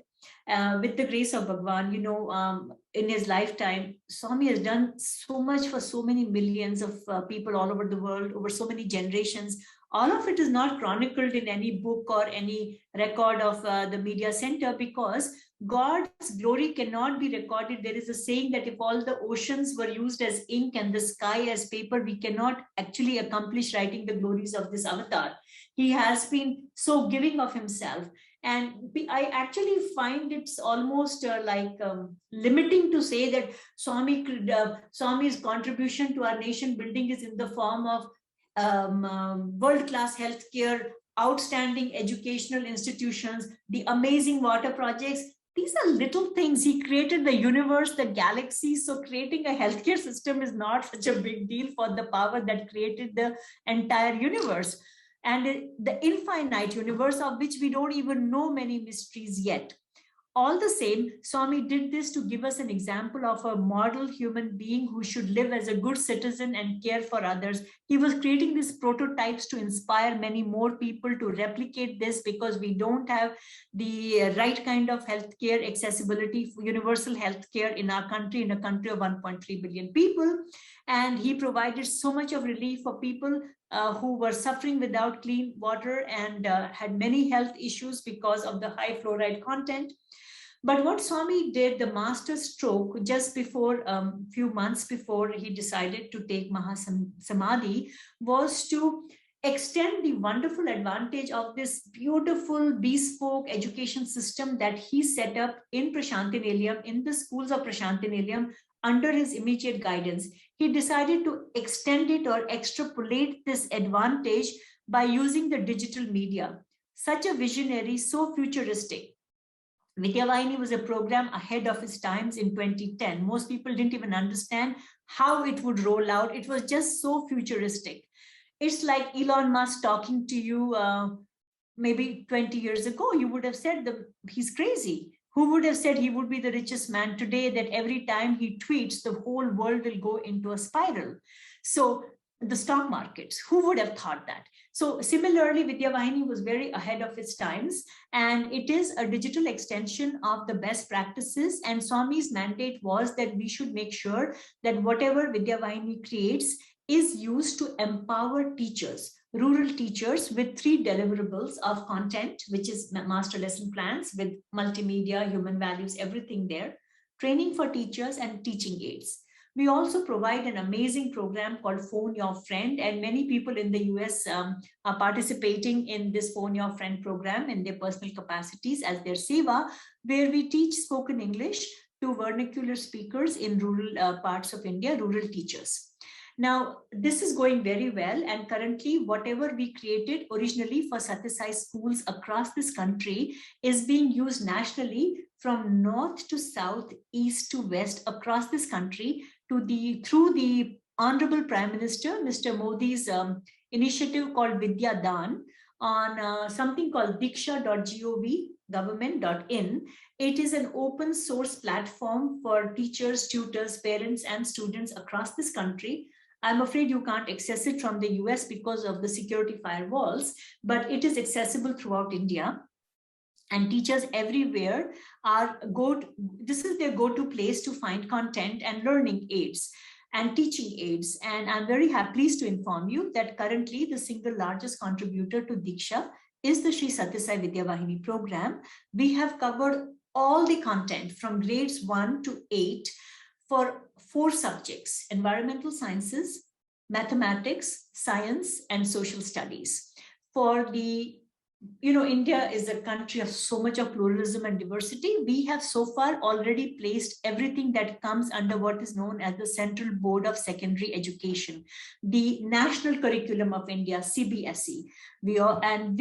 These are for 8 grades, 4 subjects. These are 372 or 73 chapters. And these have been presented with PPTs, multimedia, videos, animations, graphs, activity-based learning, all sorts of stuff. And these come to about 5,000 digital assets on diksha.gov.in. And we have also prepared the same content for multiple state boards, such as the Gujarat State Board, the Tamil Nadu State Board, the Karnataka, Andhra Pradesh, Telangana State, Odisha, and so on. So these are in the process of being, they will in course of time be uploaded to Diksha also. The moment the government of India saw the caliber of the work that was coming from Prashantiniliyam, And this was done because they signed a memorandum of understanding, MOU, with the Sri Sathya Sai Central Trust, which is our parent body. So once they saw the caliber, the government made a request to Sri Sathya Sai Central Trust that there is a requirement by for the government to provide digital resources in the area of inclusive education for children with special needs. And if the Vidyavahini program could be so nice as to take this project up at a national level. So as much as we are so proud and so grateful for, and we are so wowed by what Swami, at an individual level, at a human level, one little Bhagwan Sri Sathya Sai Baba, look at what he has done for humanity. And we thought that Swami's legacies is what he left behind before Mahasamadhi. My dear sisters and brothers, you will be surprised for the big magnum opus projects that Swami has lined up in his stable in Prashanti Nilayam, which will be rolled out in days to come. And one of those magnum opuses is the Sri Sathya Sai Vidyavahini's Inclusive Education Project, which is going to be running at a national level. And it is going to be the first of its kind in India. It is going to cover the entire spectrum of disabilities, 21 disabilities that are listed in the Indian law. And it will cover mild to moderate resources for children from who are suffering from mild to moderate levels of these disabilities. And we have wonderful collaborators from all over the world. These are teachers, these are academicians, policymakers, researchers, doctors, who specialize in inclusive education for children with special needs. If you are a teacher, academician, a policymaker, a researcher, or a doctor, if you are a sign language expert, if you manage projects related to this, you're welcome to participate in this once in many lifetimes opportunity to serve Swami, to serve in his name, the whole country. And the good thing is that this is something that will appeal to everyone, any parent, child who has special needs, the parents, the teacher, the caregiver, the community worker, the peers, the neighbors, everybody is included in the planning so that we can, for starters, create awareness and sensitivity for inclusion. This is going to be based on the UDL, the Universal Design of Learning, and we will take the very best learnings from the West, which is leading in this area, but we have every intention to make it better than what is out there, whatever is the best out there. So our plan is to make it 5 notches better than whatever is the best in the world. The 5 notches that we will add are dollops of 5 human values, so that whatever comes in Swami's name is full of compassion, empathy, love, and his grace. And there's a lot of sensitivity. The scope and scale is such that with his grace and under his guidance, this is going to astonish the world and set a new benchmark in the space of inclusive education. And it will be beneficial. The entire content that we will create, the scholastic content, the vocational training content, the content for everyday skills, everything that we will do, yoga, dance, music, and whether it is policy making, whether it is bylaws for building, this is a nascent, uncharted, unexplored ocean in India. So we have the opportunity to plan it, and we have some very fine people who have amazing experience in this field, and we need many more, many more. So we will make sure that all communities that, this is a disability cuts across races, religion, community groups. Whatever we make will be translated simultaneously from English to many regional languages like Hindi, Urdu, South Indian languages like Tamil, Telugu, Malayalam, and Kannada. And we will try to include some languages from East India as well, so that anywhere, any family that is dealing with this challenge of children with special needs, all stakeholders, everybody can actually benefit from Swami's prasadam. This is going to be Swami's gift to humanity that is suffering. And in India alone, there are millions. The numbers are staggering. The number of children with special needs and the number of people who will become parents of children with special needs. So all of them need help. And in this regard, if there are people out there who could possibly participate in this seva, especially if you're multimedia experts, animators, illustrators, graphic artists, videographers, editors, anything in the multimedia spectrum, project managers, IT professionals, all are welcome to reach out to us. And very simple, just drop us an email, reach us on our homepage, learning.srisathyasaividyavahini, or just go to srisathyasaividyavahini.org. Or you can reach me. My email is very simple, director@SSSVV, Sri Sathya Sai, so 3 S's, Vidyavahini, 2 V's, director@SSSV.org. Very simple. I'd love to hear from you. You're welcome to participate, but only if you can make the commitment to stick with discipline and participate and work with the large global family spread around the world. We are the largest human network of volunteers who produce amazing outcomes, all sitting in different parts of the world. At any point in time, in any time zone, there is a Vidyavahini volunteer working away in Bhagwan's name, and each one of them feels that direct connect with Swami. Each one of them has a million stories to tell when they are working, especially some of the older volunteers who are not very comfortable with technology. They have to use Google Drive, they have to upload. They tell us the sweetest stories, how they ask Swami, where do I click? How do I go? Sometimes they apply Vibhuti on the screen, and they always step by step find their way, and they're all becoming very tech savvy. So with that pitch, I hope you don't mind, but if you feel up to it, this is your calling, please do feel free to join us. You're very welcome. We welcome you to the Sri Sathya Sai Vidyavahini family. Auntie, that was a wonderful and inspiring conversation. Thank you so much for sharing your thoughts with Region 3 devotees, despite your busy schedule and busy week. Offering my most humble pranams to the lotus feet of our dear Lord Sai. We thank you, Swami, for being with us today and blessing with an opportunity to listen to Sister Karuna ji all the way from Prashanti Nilayam on this auspicious occasion of Ladies' Day and the birthday of the Avatar. Sister Karuna ji beautifully elaborated on the need to respect Mother Nature with examples. Sister also touched upon the role of ladies play in the Sathya Sai mission and reminded on how Swami always encouraged ladies, either be it in Veda chanting or the Anandpur campus example. One should ask, whose am I, along with who am I, and with the principles like the 9-point code of conduct, including Namasmarana, meditation, and following the love all, serve all principle, one can grow and lead from the front with full of confidence. Sister touched upon what should be our birthday gift to Swami, which is a day Swami is born in our hearts, and how should we celebrate Sai birthday. This blissful session was concluded with a glimpse and purpose of Sri Sathya Sai Vidyavahini and the many opportunities it provides for the volunteers. We thank you, Sister Karuna ji, for accepting our invitation, and on behalf of all the devotees of Region 3 of Sri Sathya Sai Global Council USA, we extend our heartfelt wishes. Thanks to Sisters Harmyashri and Sunita for moderating the session. Please stay with us to see the wonderful presentation of Sri Sathya Sai Educate students offering their love to Swami, followed by the excellent work by young adults, as well as the service that our Seva wing is offering in the community. Jai Sai Ram.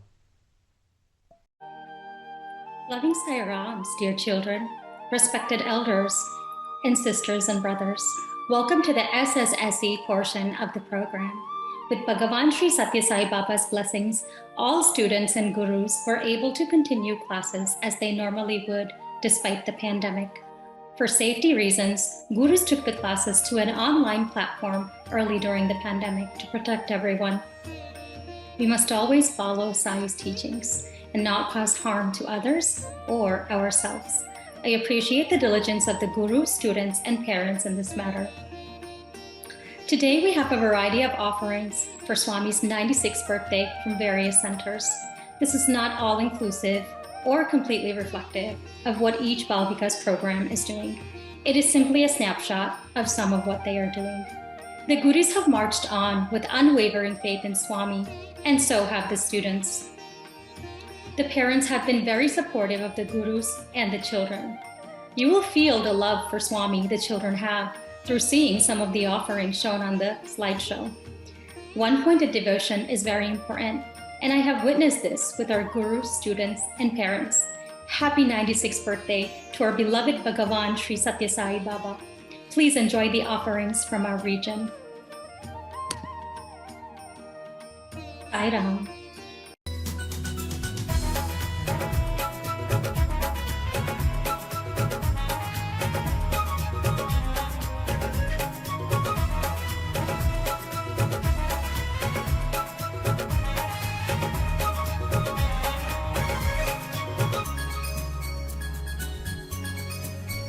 Happy birthday to you, happy birthday. Happy birthday to you, happy birthday. Oh Lord Sai Ram, oh Lord Bhagavan. Happy birthday to you, happy birthday. Happy birthday to you, happy birthday. Oh Lord Sai Ram, oh Lord. Happy birthday to you, happy birthday. Happy birthday to you, happy birthday.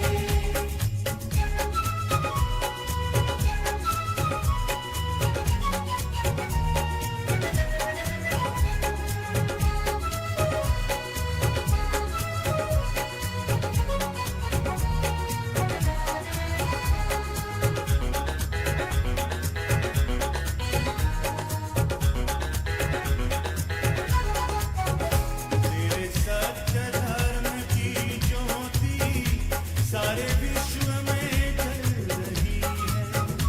तेरे प्रेम शांति की ज्योति हर घर में जल रही है। शुभ अवसर पर सारे जगत को जगमग जग कर दे।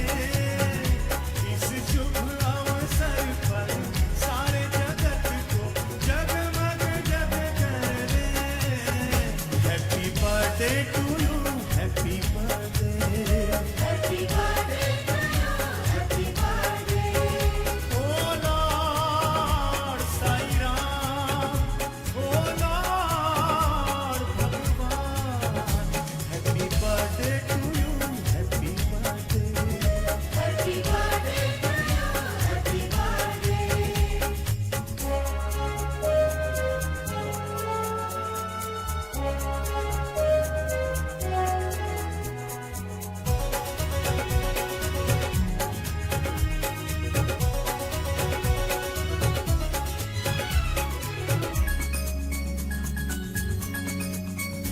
तेरे जन्म दिवस अवसर पर साई ग्राम की सेवा होती है।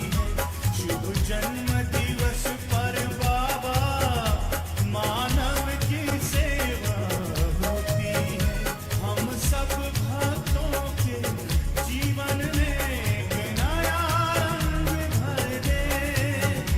हम सब भक्तों के जीवन में एक नया रंग भर दे। Happy birthday to you, happy birthday. Happy birthday to you, happy birthday. O lord Sai Ram, o lord भगवान। Happy birthday to you, happy birthday. Happy birthday to you, happy birthday.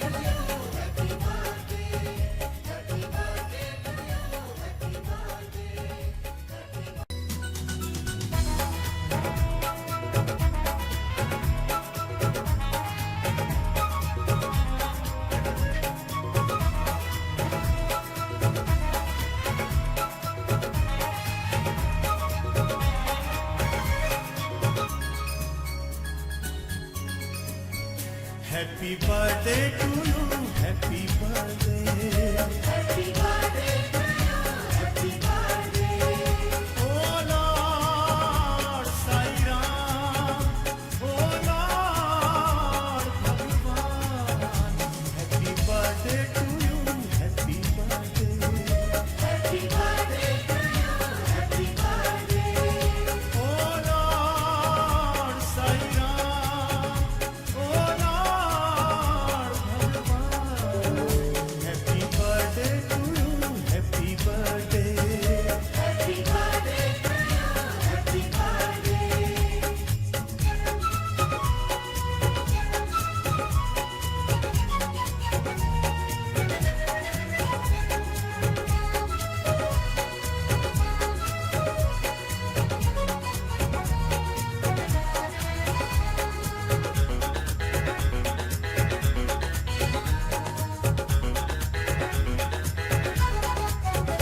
तेरे सत्य धर्म की ज्योति सारे विश्व में जल रही है।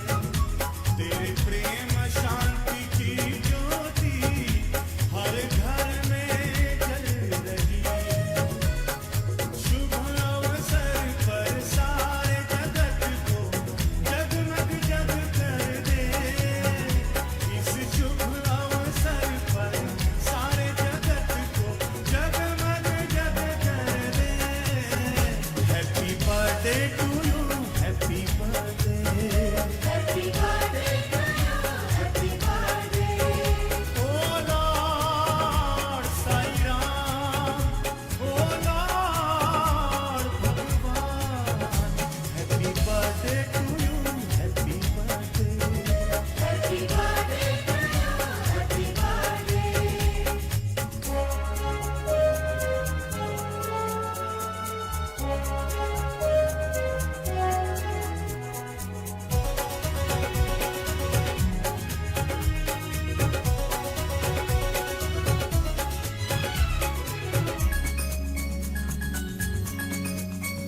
तेरे जन्म दिवस अवसर पर साई ग्राम की सेवा होती है।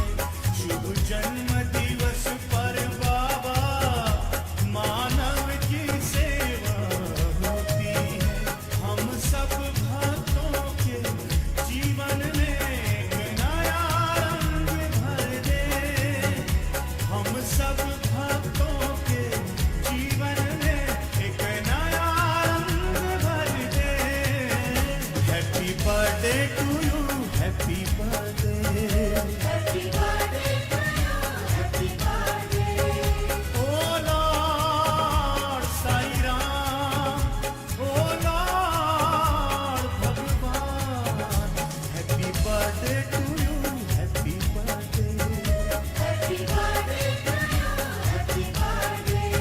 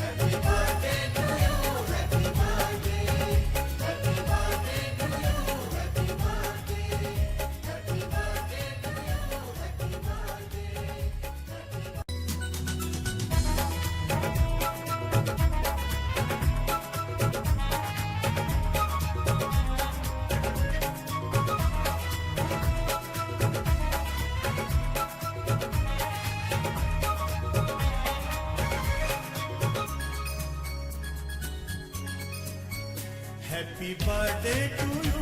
Happy birthday. Happy birthday to you. Happy birthday. Oh Lord Sai Ram. Oh Lord Bhagwan. Happy birthday to you. Happy birthday. Happy birthday to you. Happy birthday. Oh Lord Sai Ram. Oh Lord Bhagwan. Happy birthday to you. Happy birthday. Happy birthday. Written by Daniel Errico. Illustrated by Ricky Audi. 4 words were words. A boy named Yes lived in a small village in a small kingdom. Yes was good at everything. He was the best, smartest, and most liked person in his village. Yes had a brother, and his name was No. No was jealous of his brother because he was not much good at anything himself. Whenever the villagers asked No for help, he refused because he didn't like people very much. Whenever someone asked Yes for a favor, he would gladly help, and he secretly didn't mind the fact that it irritated No when he did. One day, Yes and No's father, Okay, went on a long journey, and he left his 2 sons in charge of the animals. Yes took great care of the great Guk and the Ix and the 3-toed Yak. Keep in mind, my dear friend, that the Guk, Ik, and 3-toed Yak were very old animals, so you might know them as different animals today. No didn't want to be bothered with the boring tasks involved with taking care of the animals. So, instead of helping his brother, No went down to the lake and threw rocks into the water. A few days after his father left, Yes asked his brother to watch the 3-toed Yak while he went to find some food to eat. Instead of doing what Yes asked, No lay down, shut his eyes, and forgot about the Yak. It just so happened that the king had a personal road nearby, and he traveled on it often. So often that when the 3-toed Yak wandered onto the road, the king's carriage was passing by and had to swerve to avoid hitting it. The king was thrown from the carriage and fell to the ground and hurt himself. The king demanded to know why a 3-toed Yak had been allowed on his road, and asked all the villagers for an explanation.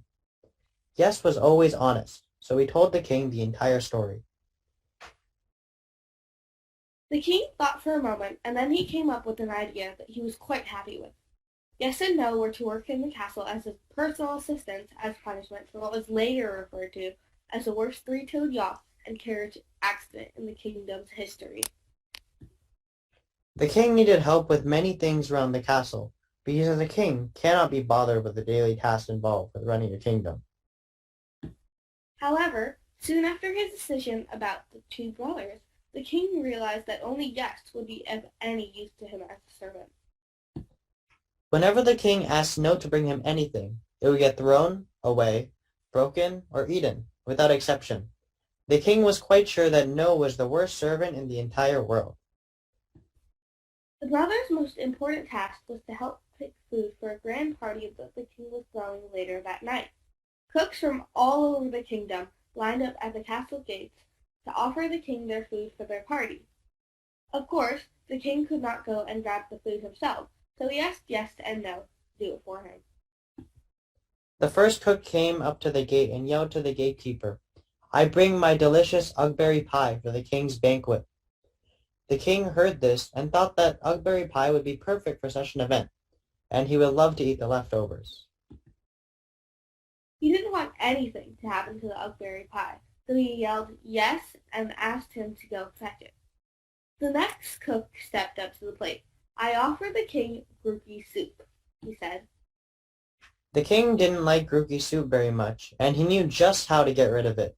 "No!" he yelled, and then sent No out to retrieve the soup. No dropped the soup before the king could even smell it. This went on for hours. If the king liked a dish, he would yell Yes, and it would be included in the night's feast. If he did not, everyone would hear aloud No, and the dish would be destroyed moments later by a servant with a very bad attitude. Pretty soon, this started catching on around the kingdom, for if a king does something, his loyal subjects are never far behind. If they didn't want a second scoop of potatoes, they would say no. And if they liked what someone was offering, they would say yes. And ever since that day in a small village in a small kingdom, yes has meant yes and no has meant no. Happy birthday, Sai. Happy birthday to you. Happy birthday. Happy birthday to you. Happy birthday. Oh Lord Sai Ram. Oh Lord Bhagavan. Loving Sairams from the Region 3 YA team. Here's a quick update of some of the activities we've had over the past year. Towards the beginning of the year, we had a regional virtual retreat for young adults about social justice. This retreat was a great opportunity for YAs to explore social justice through the lens of Swami's teachings. We had wonderful participation and some really good take-home messages from the retreat. Another event that the Region 3 YAs were involved in was the YA panel discussion during the SSSGC retreat earlier this year. The topic of this discussion was finding purpose in real life. We had a total of 4 members and moderated by our national YA coordinators. It was a great success where YAs got to share their stories on how they found their purpose in real life. We recently also had an amazing virtual workshop on martial arts by our very own Brother Andrew DeMille. He taught us some really practical tips on how to utilize martial arts in daily life, and we hope to have something in person to follow up on this topic in the near future. And last but not least, we recently also had a PB&J session. This was a zonal session where people who were belonging came to jam various things. We had poetry being shared, music, stories, and whatnot. These sessions are a great opportunity during this virtual life for YAs to still connect on so many different levels with Swami. Sayam.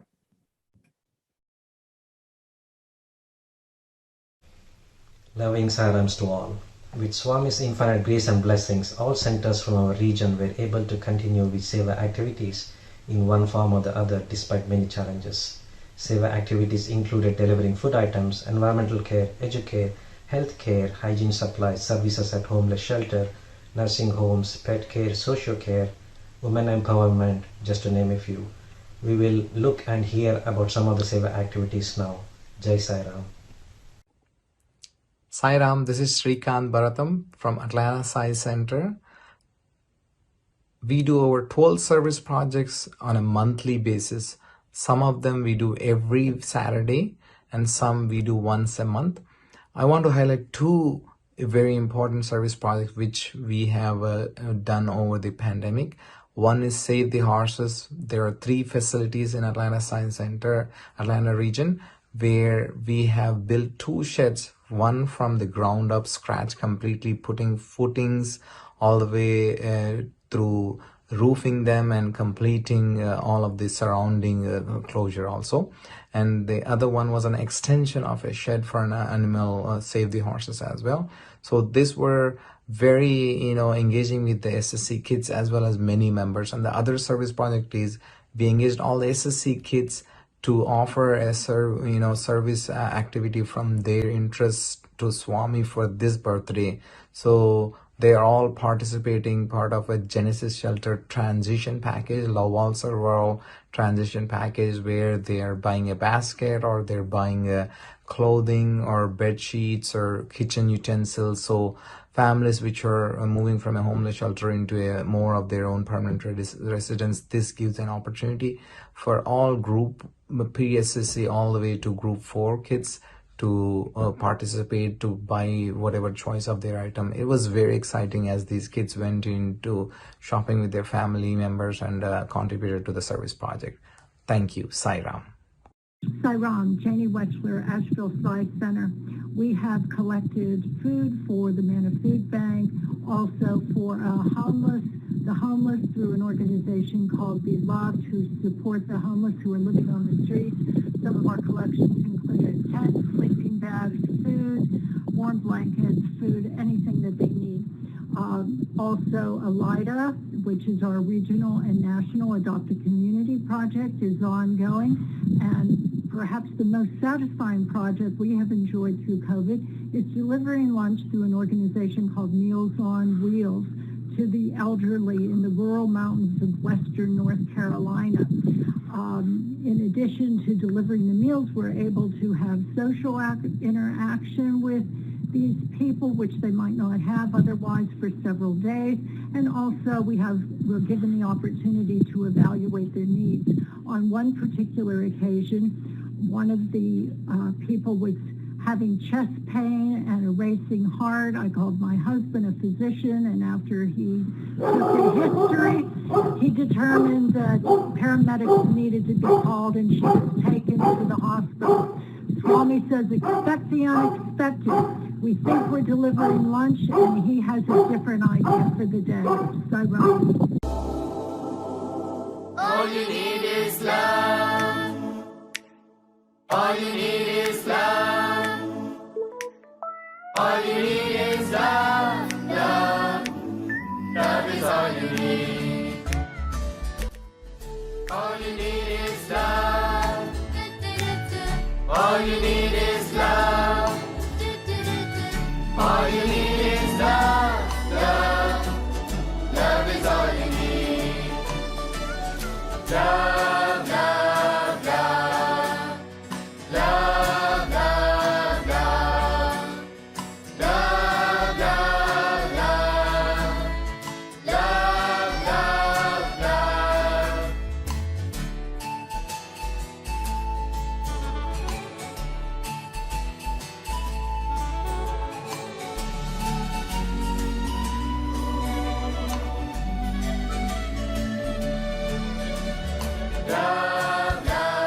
love. Love, love, love. Love, love, love. Love, love, love. Love, love, love. Sairam.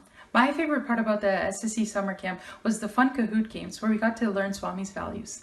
I learned many things from the summer camp, and making videos for the summer camp project was really fun.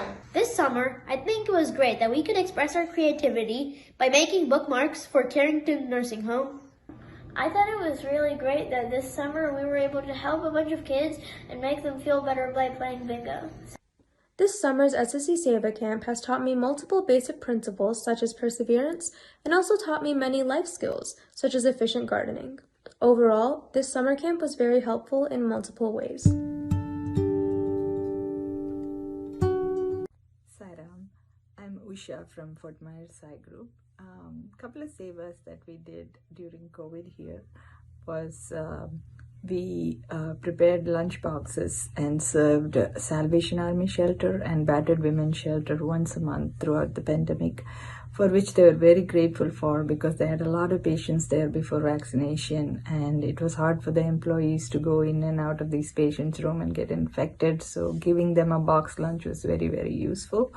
We also did a project called Vaccine Drop, where some of my patients had difficulty entering the computer and getting their vaccinations, especially during the early times. They weren't very fast with their computers. So we used to wake up early at 4 o'clock, set up all our computers, and try and get the appointments for them, which was very gratifying. Hopefully Swami will give us many more opportunities like this to serve him. Jai Sairam. Loving Sai Ram. This is Ravi Gutti from Greensboro Sai Center. We do many service activities. I would like to highlight a couple of activities where it involves SSSE kids. One, Adopt a Street. Second, Sandwich Seva.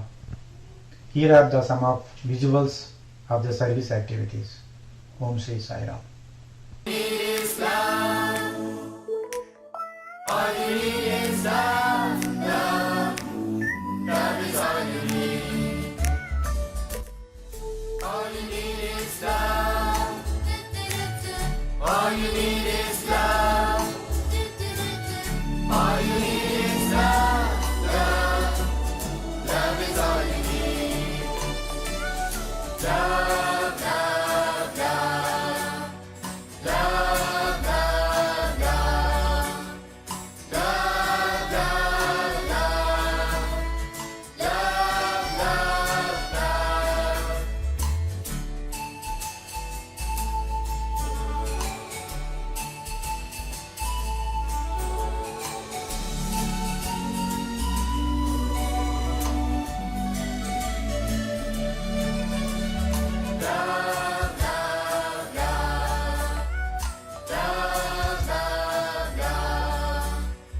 Love, love, love. Love, love, love.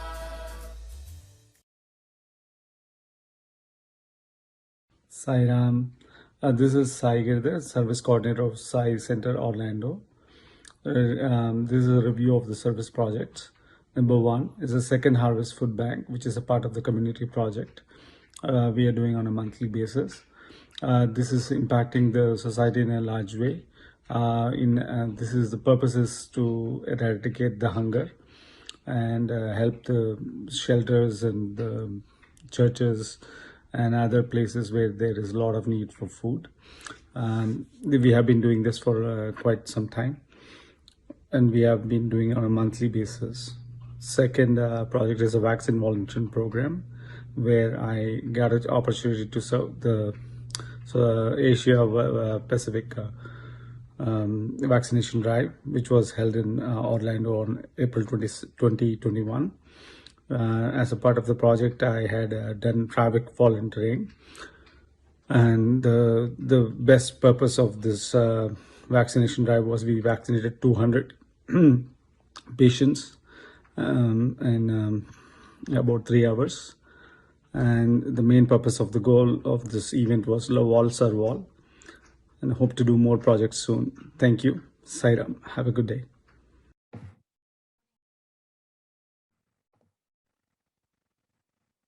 Our most humble pranams to the Lord Bhagwan and a very happy birthday to you from the Clearwater Sai Center. We offer our service projects to you. We hope we've done everything in a way that makes you happy.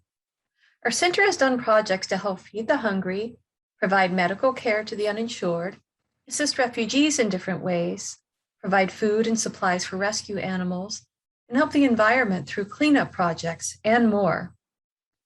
I'd like to share a few slides of our members working together in your name. Here, our members are lovingly preparing and serving food for the homeless at St. Vincent de Paul. Our center did a drive for welcome baskets that goes to refugees who have settled in our area. Our children joyfully and compassionately packed and helped deliver the baskets.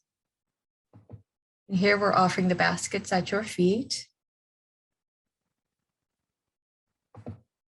Every year we do the Gayatri Mantra at Clearwater Beach to pray for protection from hurricanes. We also care for the environment by doing highway cleanup, which also helps keep our birds and sea life safe from plastics. Swami, we give thanks for all of the opportunities that you give us to serve, and we always hope to make you happy. Sai Ram and happy birthday, Swami. Sai Ram, everyone. With Swami's grace, the Raleigh Sai Center is in its second year of the School Work Assistance Initiative Program, or Sai Tutoring Program. The aim of Sai Tutoring is to provide free educational enrichment programs, specifically online tutoring services for the underserved students in Durham Public School District. With over 80 Durham students registered for this free tutoring service, the Raleigh Sai Center has partnered with both South Bethesda and Charlotte Sai Centers to meet this high demand. We currently have over 80 students and volunteer tutors paired for this weekly one-on-one online tutoring service. In the future, we hope to expand the scope of this project to provide additional educational enrichment programs, such as STEM clubs for robotics and coding, and even certain activities such as sports days. With Swami's grace, we hope to continue and expand this program in serving the youth of the community through free educational enrichment programs. Sai Ram.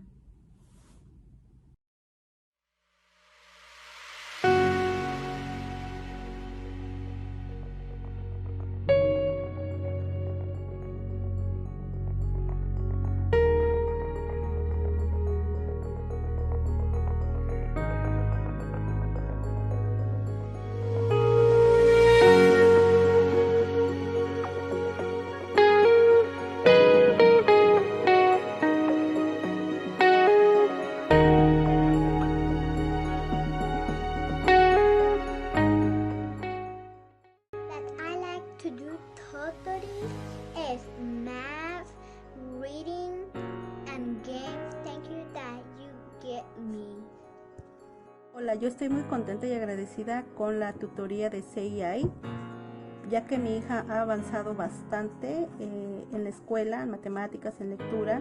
Ella está cursando el primer grado y la verdad le ha ayudado bastante. Gracias por las tutorías.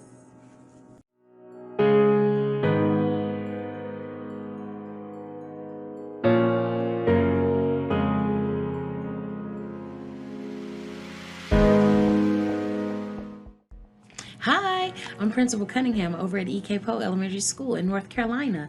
Just wanted to take a minute to let you know the amazing work SAI Tutoring Group has done for our children. It has been phenomenal to work with students from all across our country to give free tutoring services to our students. I hope you will engage and make an opportunity for your students the way I did. Have a great time and good luck with your programming. I was paired with extremely shy first grader who had difficulty in reading. It was so embarrassing for her that either she would switch off her video or won't speak a word for rest of the session. It took about 10 to 12 weeks before we could bond. But towards the end, we became best friends and she started coming 10 minutes earlier for the session. The whole experience has taught me how to face challenges by being patient and being persistent. My name is Samhita, and I've had the opportunity to work with a wonderful little girl through the Sai Tutoring program. I've benefited from this as I have learned to become more patient and appreciative of what I have. I'm grateful for this opportunity to be able to impact another person's life.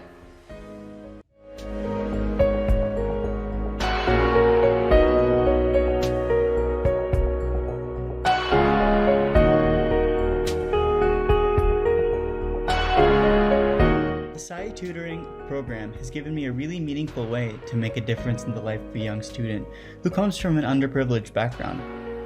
So when I first met my student, she didn't really have that much confidence in herself when it came to doing math. But over the course of our weekly tutoring sessions, I've been able to watch her skills and confidence grow with each tutoring session that we've had, which has truly been a privilege to see. Sai Tutoring has been an experience like no other. Being able to form a connection with someone I wouldn't have normally, especially during this time, has been unbelievably rewarding and gratifying.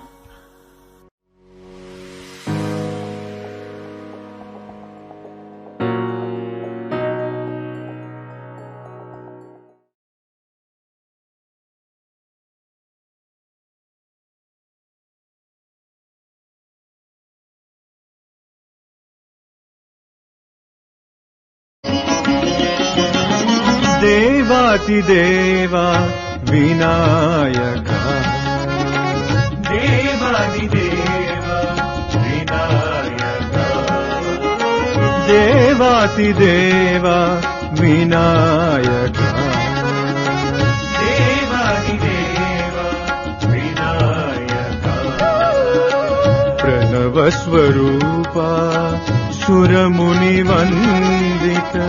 प्रणवस्वरूपा प्रणवस्वरूपा सुरमुनिवन्दिता प्रणवस्वरूपा सुरमुनिवन्दिता देवातिदेवा विनायका देवातिदेवा विनायका मङ्गलचरणा पाहि गजानन मङ्गलचरणा पाहि गजानन मङ्गलचरणा पाहि गजानन मङ्गलचरणा पाहि गजानन हे शुभदायक विघ्नविनाशक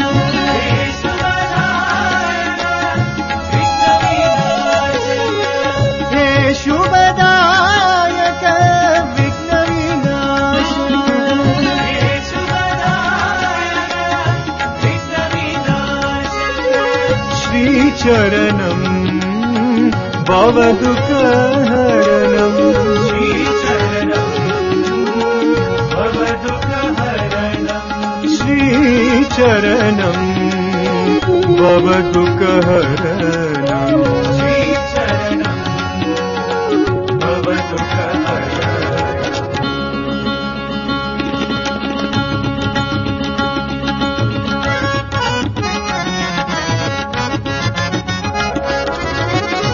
देवातिदेवा विनायका देवातिदेवा विनायका प्रणवस्वरूपा सुरमुनिवन्दित स्वरूपा सुरमुनिवन्दित देवातिदेवा विनायका देवातिदेवा विनायका मङ्गलचरणा पाहि गजानन मङ्गलचरणा पाहि गजानन हे शुभदायक विघ्नविनाशक हे शुभदायक विघ्नविनाशक श्रीचरणं भवदुःखहरणं श्रीचरणं भवदुःखहरणं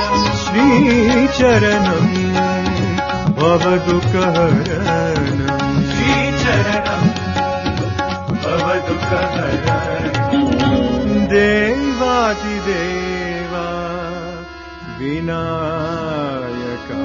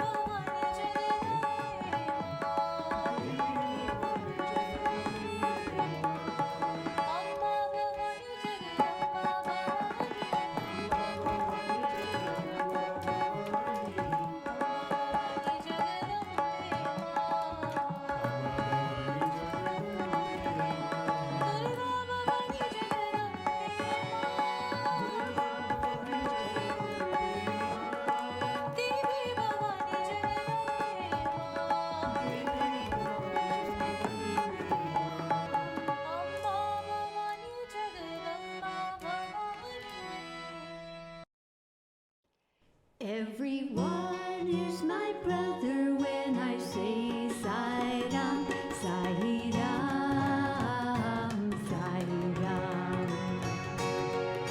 Everyone is my brother when I say Sai Ram, Sai Ram. No more difference between us when I say Sai Ram, Sai Ram.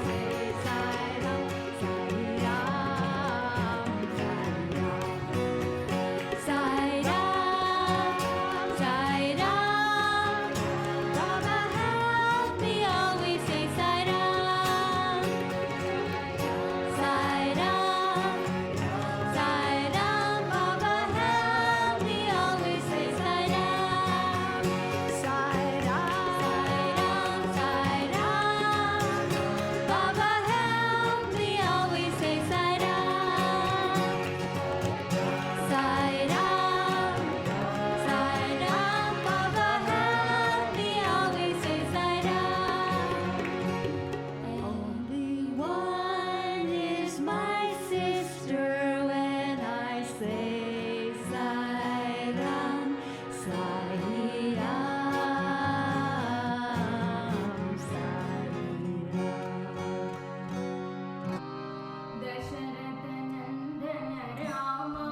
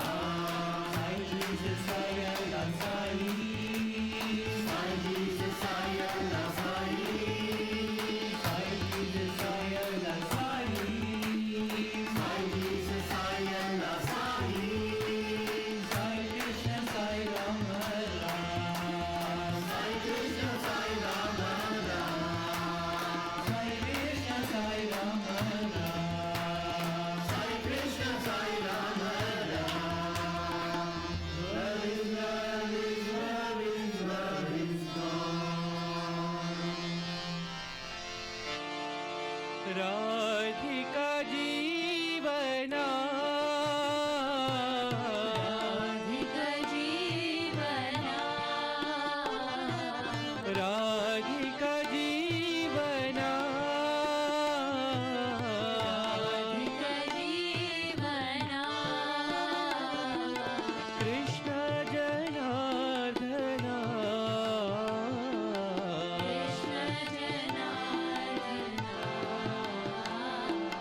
Krishna जनार्दना Krishna जनार्दना Radhe Govind Radhe Gopal Radhe Govind Radhe Gopal Radhe Govind Radhe Gopal Radhe Govind Radhe Gopal Devaki नंदना देवकी नंदना वसुदेवकी नंदना देवकी नंदना नंदनंदना हे गोपिका रंजना नंदनंदना हे गोपिका रंजना नंदनंदना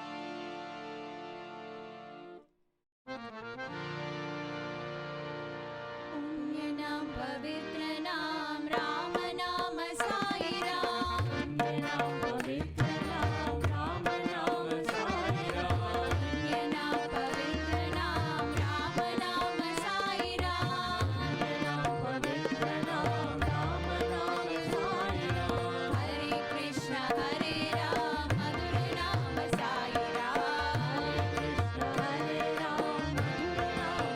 हरे कृष्ण हरे राम मधुर नाम साई राम हरे कृष्ण हरे राम मधुर नाम साई राम हरे कृष्ण हरे राम मधुर नाम साई राम पुण्य नाम पवित्र नाम राम नाम साई राम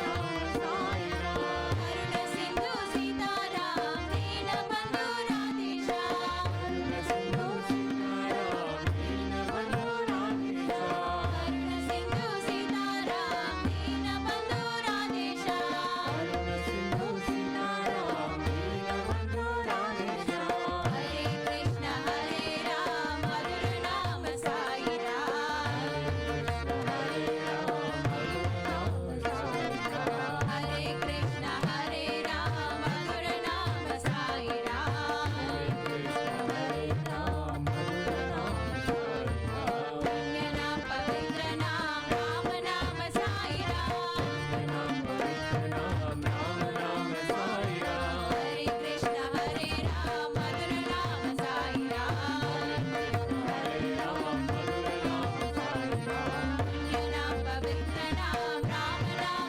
साई राम पुण्य नाम पवित्र नाम राम नाम साई राम करुण सिंधु सीताराम दीन बंधु राधेश्याम करुण सिंधु सीताराम दीन बंधु राधेश्याम हरे कृष्ण हरे राम मधुर नाम साई राम हरे कृष्ण हरे राम मधुर नाम साई राम हरे कृष्ण हरे राम मधुर नाम साई राम कृष्ण हरे राम मधुर नाम साई राम पुण्य नाम पवित्र नाम राम नाम साई राम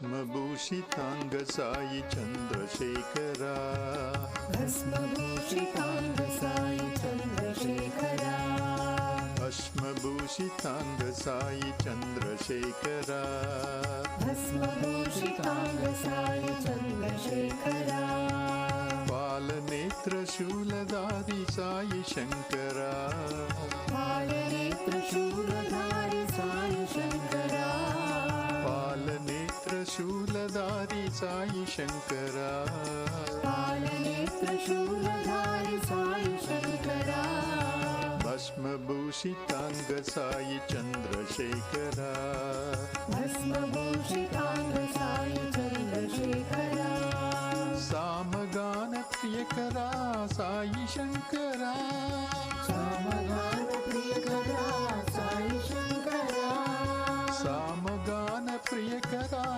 साई शंकरा सामगान प्रियकरा साई शंकरा हर हर हर शिव शंभो नरन शेखरा हर हर हर शिव शंभो नरन शेखरा हर हर हर शिव शंभो नरन शेखरा हर हर हर शिव शंभो नरन शेखरा भक्तिवास साई देव साई शंकरा भक्तिवास साई देव साई शंकरा भक्तिवास साई देव साई शंकरा भक्तिवास साई देव साई शंकरा साई शंकरा सत्य साई शंकरा साई शंकरा सत्य साई शंकरा साई शंकरा सत्य साई शंकरा साई शंकरा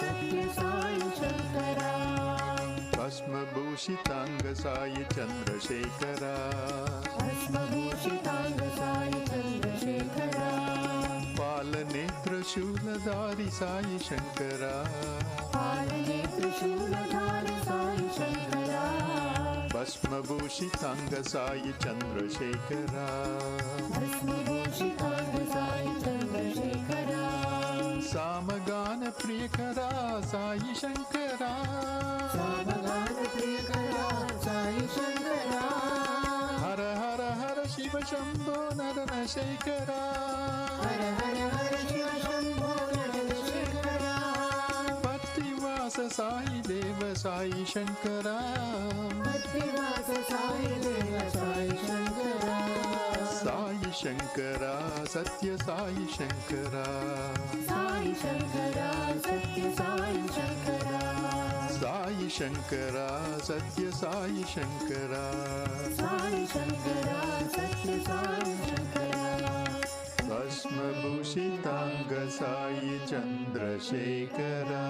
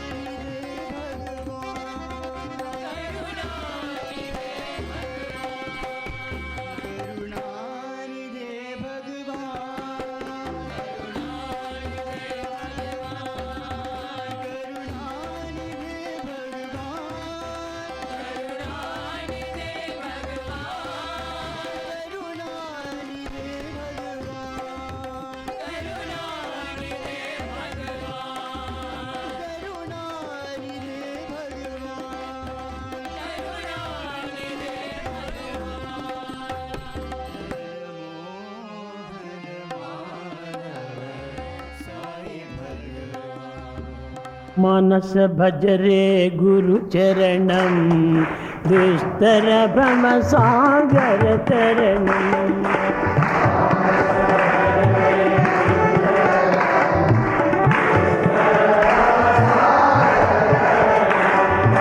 मानस भजरे गुरु चरणम दुस्तर भव सागर तरणम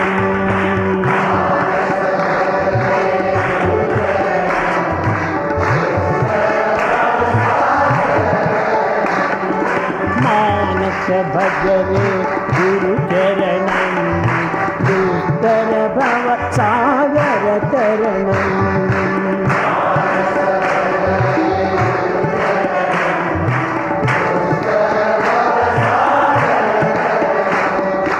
ओम नमः शिवाय ओम नमः शिवाय ओम नमः शिवाय शिवाय नमः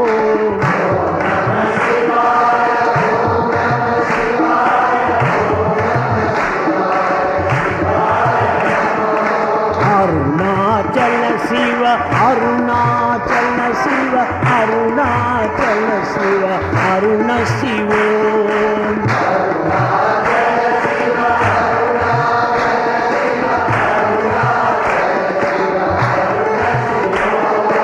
Arunachal Shiv Arunachal Shiv Arunachal Shiv Arun Shiv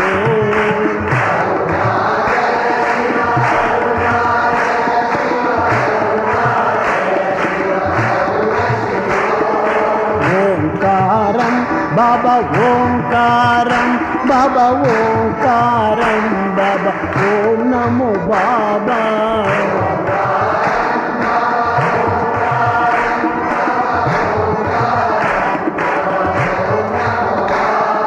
Manas bhajane Guru Charanam, Dustar Bhava Sagar Taranam.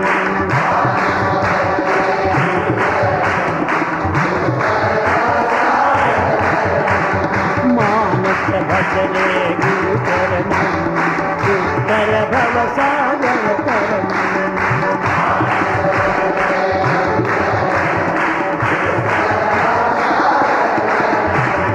Guru Maharaj गुरु जय जय साईनाथ सद्गुरु जय जय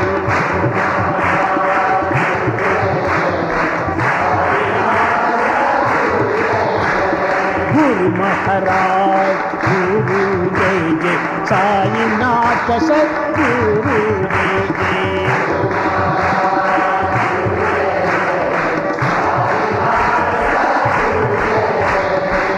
मानस भजरे गुरु चरणम दुस्तर भव सागर तरणम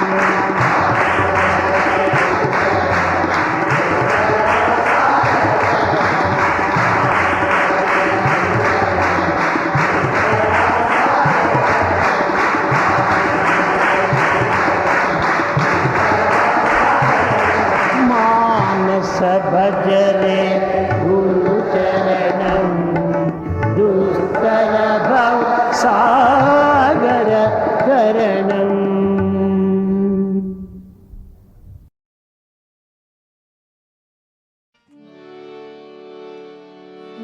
जय जगदीश हरे स्वामी सत्य साई हरे भक्त जना संरक्षक भक्त जना संरक्षक भक्ति महेश्वर ओम जय जगदीश हरे शिवदना श्रीकरा सर्वा प्राणपते स्वामी सर्वा प्राणपते आश्रित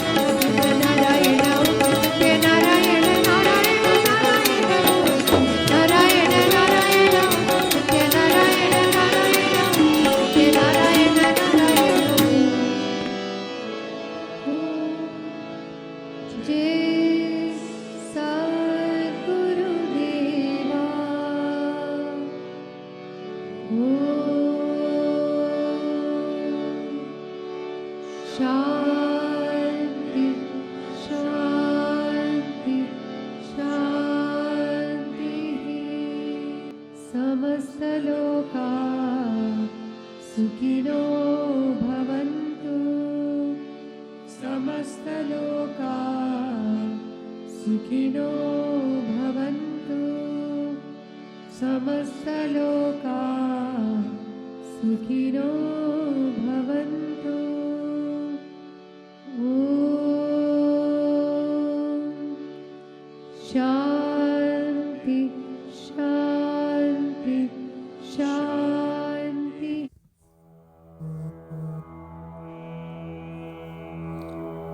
What is that you can offer to the Lord, who is omnipotent, omnipresent, and all-knowing?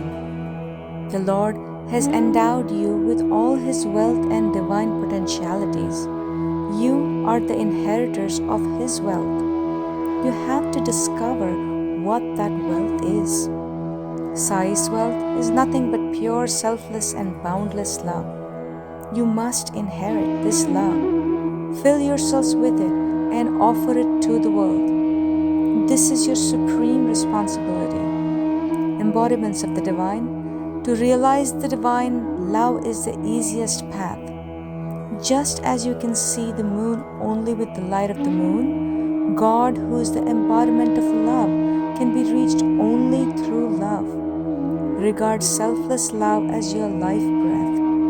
Love was the first quality to emerge in the process of creation. All other qualities came after it. Therefore, fill your hearts with pure, selfless love and lead your life with selfless love as the foundation. Divine Discourse, November 23rd, 1986. Swami.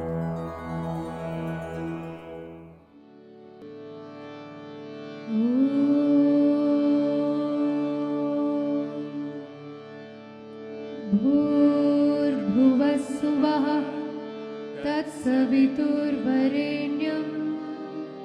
भर्गो देवस्य धीमहि धियो यो नः प्रचोदयात्। अशीमवहु वहिष्ठेमस्ति उष्टास्ति उष्टाहमय शतशाय वहिष्ठाय यशि। नमो तस्सा भगवतो अरहतो सम्मा सम्बुद्धस्स। बुद्धं शरणं गच्छामि धम्मं शरणं गच्छामि संघं शरणं गच्छामि।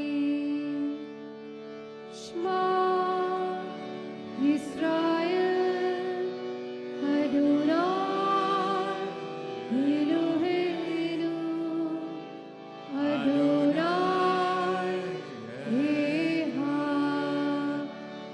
अदोनाय एहा अदोनाय एहा। Our Father, who art in heaven, hallowed be thy name. Thy kingdom come, thy will be done, on earth as it is in heaven. Give us this day our daily bread, and forgive us our trespasses, as we forgive those who trespass against us. And lead us not into temptation, but deliver us from evil. For thine is the kingdom, and the power, and the glory, forever and ever. Amen. Bismillah ar-Rahman ar-Rahim. Bismillah ar-Rahman ar-Rahim. Bismillah ar-Rahman ar-Rahim. La ilaha illallah, Allah, Allah. La ilaha illallah, Allah, Allah. La ilaha illallah, Allah, Allah. La ilaha illallah, Allah, Allah.